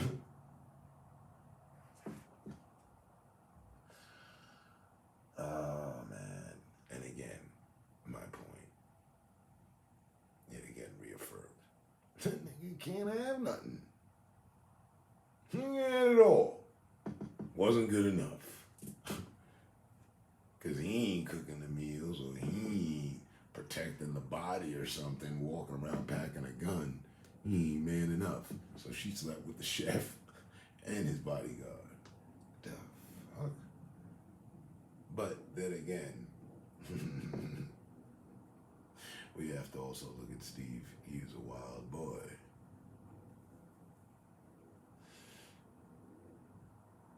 He got with an a drug lord's wife. This guy had been sent to prison for life. He ain't coming out no time soon. I'm gonna rock out with his wife. That's a bold move in itself. I mean, that takes a pair of cojones, I think. Because, I don't know, but yeah, I do know. And I guess he wanted to show a better life because he had the same money, even way more than her ex. So I can get that. I can sympathize to the understanding of how he might have arrived to that point. Let me show you the good life without looking over your shoulder and worrying for the rest of your life while he's doing life. We'll live out the rest of our lives great. That's an offer most chicks, probably being ex-drug lord chicks, couldn't refuse. Or in general. I mean, your common, average, high class, whatever, low, middle, what? You've got, okay, yeah. I don't see too many of them saying no because of some moral standard, some sort of misplaced judgment about not making equally enough or something to that matter. No, I don't see that happening. No. And a vice versa of the roles. So, she got on board. He took on children that wasn't his. Yet again, another big accolade and feature.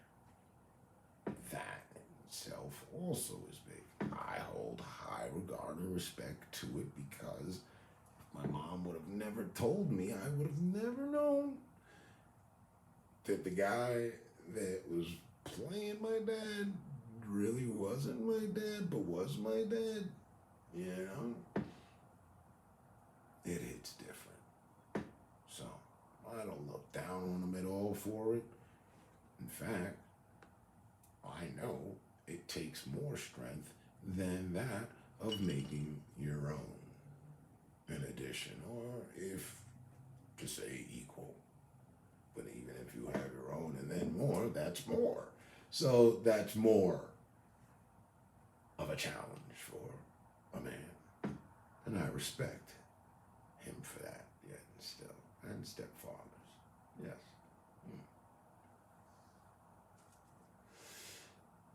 I couldn't, personally, because I haven't.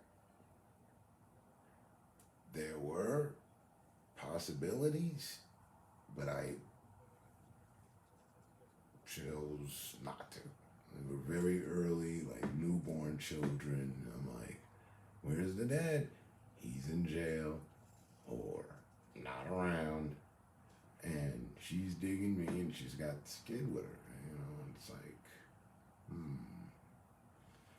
I always feared the father coming back into the picture. This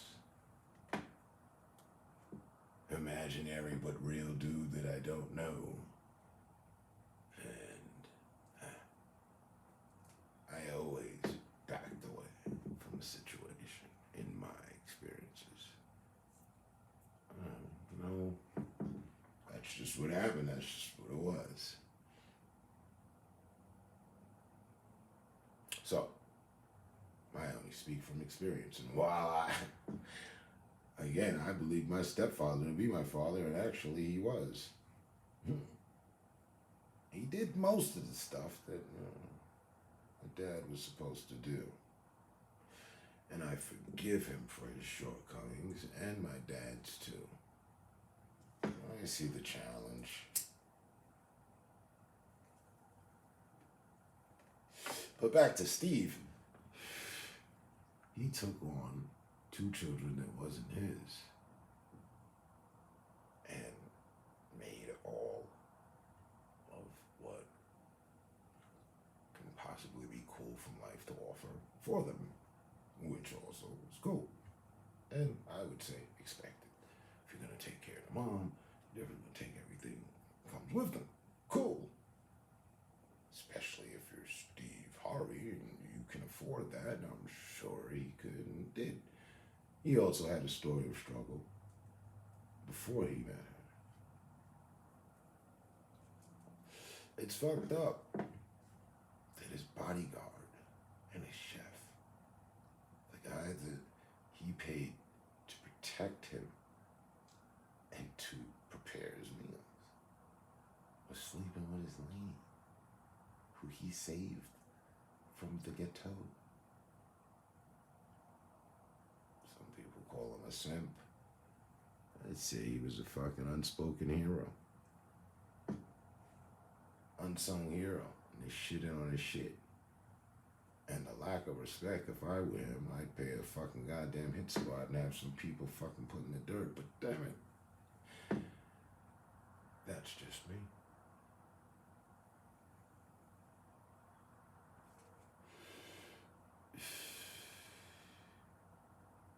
Grandma was right. I need to be more forgiving, but not that much. Oh my God. I would make I don't know say what I would do, but I would, yeah, I do. I would get mines. Oh, this is what's going on. Oh yeah. So this is what y'all got going. Okay. Hold on. Oh, I'll be right back. Hold on. Y'all been ever so patient thus far. Give me a few more moments, would you? I'ma hook them the fuck so up. Oh man, it's past Sunday, so look.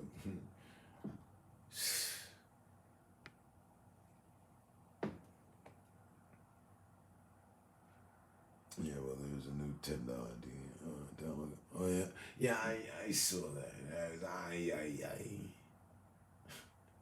I'm not paying for nothing. They should have put out a season pass or one for all cover deal. You know, this fucking. Hey, psst, we got some new shit. $10. You're gonna do that 4 or 5 times over. The game sold for 40. They're gonna do that 9 times over.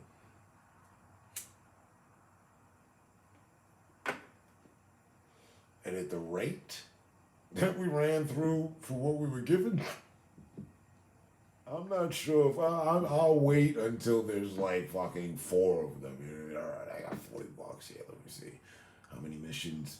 Oh, they got 7 on each. All right, okay, with 32 missions. Let's go. I'll let that build up. You're not just gonna go, oh, you take another $10 and then just run through the mission in a day. Yeah, about that. You know, I feel, I don't know, I felt somehow robbed. Yeah, even though it was a $40 game, and you get what you get for $40. But it seems so much of a letdown all the same. The robber in me just was, And I mean, I could go out to the extent of what you have to, platinum the game.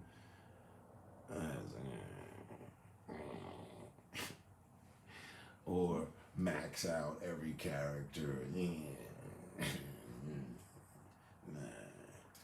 They need, okay, in this day and time, they should have hit us with 3 amounts. Like, it should have been on the front, like, most maps in a game ever type shit. You know what I mean? Like, fucking 37 God-given missions. Like, come on, man. Damn, man. I don't know. When they get, what was that, 12, 16? I don't even think it was 16. 12 missions? Oh boy. And ran right through them shit. On very hard. Not impossible, but very hard. So, alright, here's the challenge. As long as we stick together with concentrated firepower, we will survive. Just keep reloading and dumping it. Alright, what's the objective again? Oh yeah, it's over here. Let's go. That's it. You run around on some solo dolo hero shit and the fucking AI will catch you, knock you down, and then we gotta come save you. And then if that doesn't happen, you sit out and wait out, and then the AI gets more hype because now there's only 3 or 2 of you. So now they really roll on you guys. And before you know it, game's up, everybody, the whole team's down. And then we extracted 8 bags. It was right there on the roof. But on that last push, folks got a bit too greedy. Instead of holding back and fighting, was trying to make the run. Somebody got clipped. Fuck them. Yeah, another person got clipped. Well, damn, we had to... Yeah, everybody got clipped. Snipers be all hyped up too. Fuck they shooting with? But I give them, 7 out of 10 bags on that one. Not even. 6.5.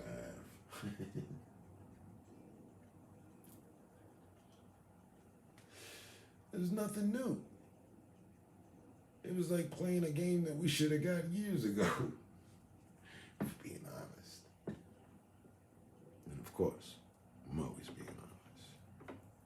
You know what I mean? Like, wanting the Fushnikins.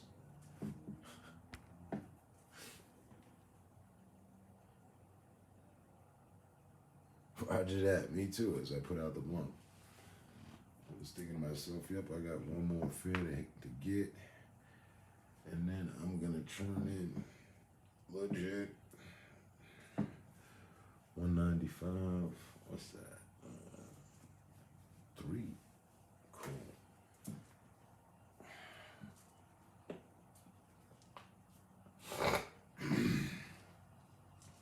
Grind gang. I will catch you on the next one. Stay safe, stay smart, stay up. This is the way. Yeah. Alright then. Peace, bro. And, didn't want to leave you without the word. I still got studies to do and all that, and I want to do it proper, so I don't want to half-ass nothing, but still got it in operation for the operation of, What's Her Face on What's Her Face. Yeah. And the experiment I'd like to run as well with the white. I still don't see why that would be a problem. So, as much as they're doing bright pieces now, that's the whole, that's where tattooing is at. So, I have a set of ink that I have lined up to get for the bright, and then we will apply the white enough that it holds right, and then go over that. Okay. And it'll look cool as fuck on display. Hey, Because where there's a problem, we find solutions. Inventor's mind. Alright? Alright. Peace, bro. This is the way.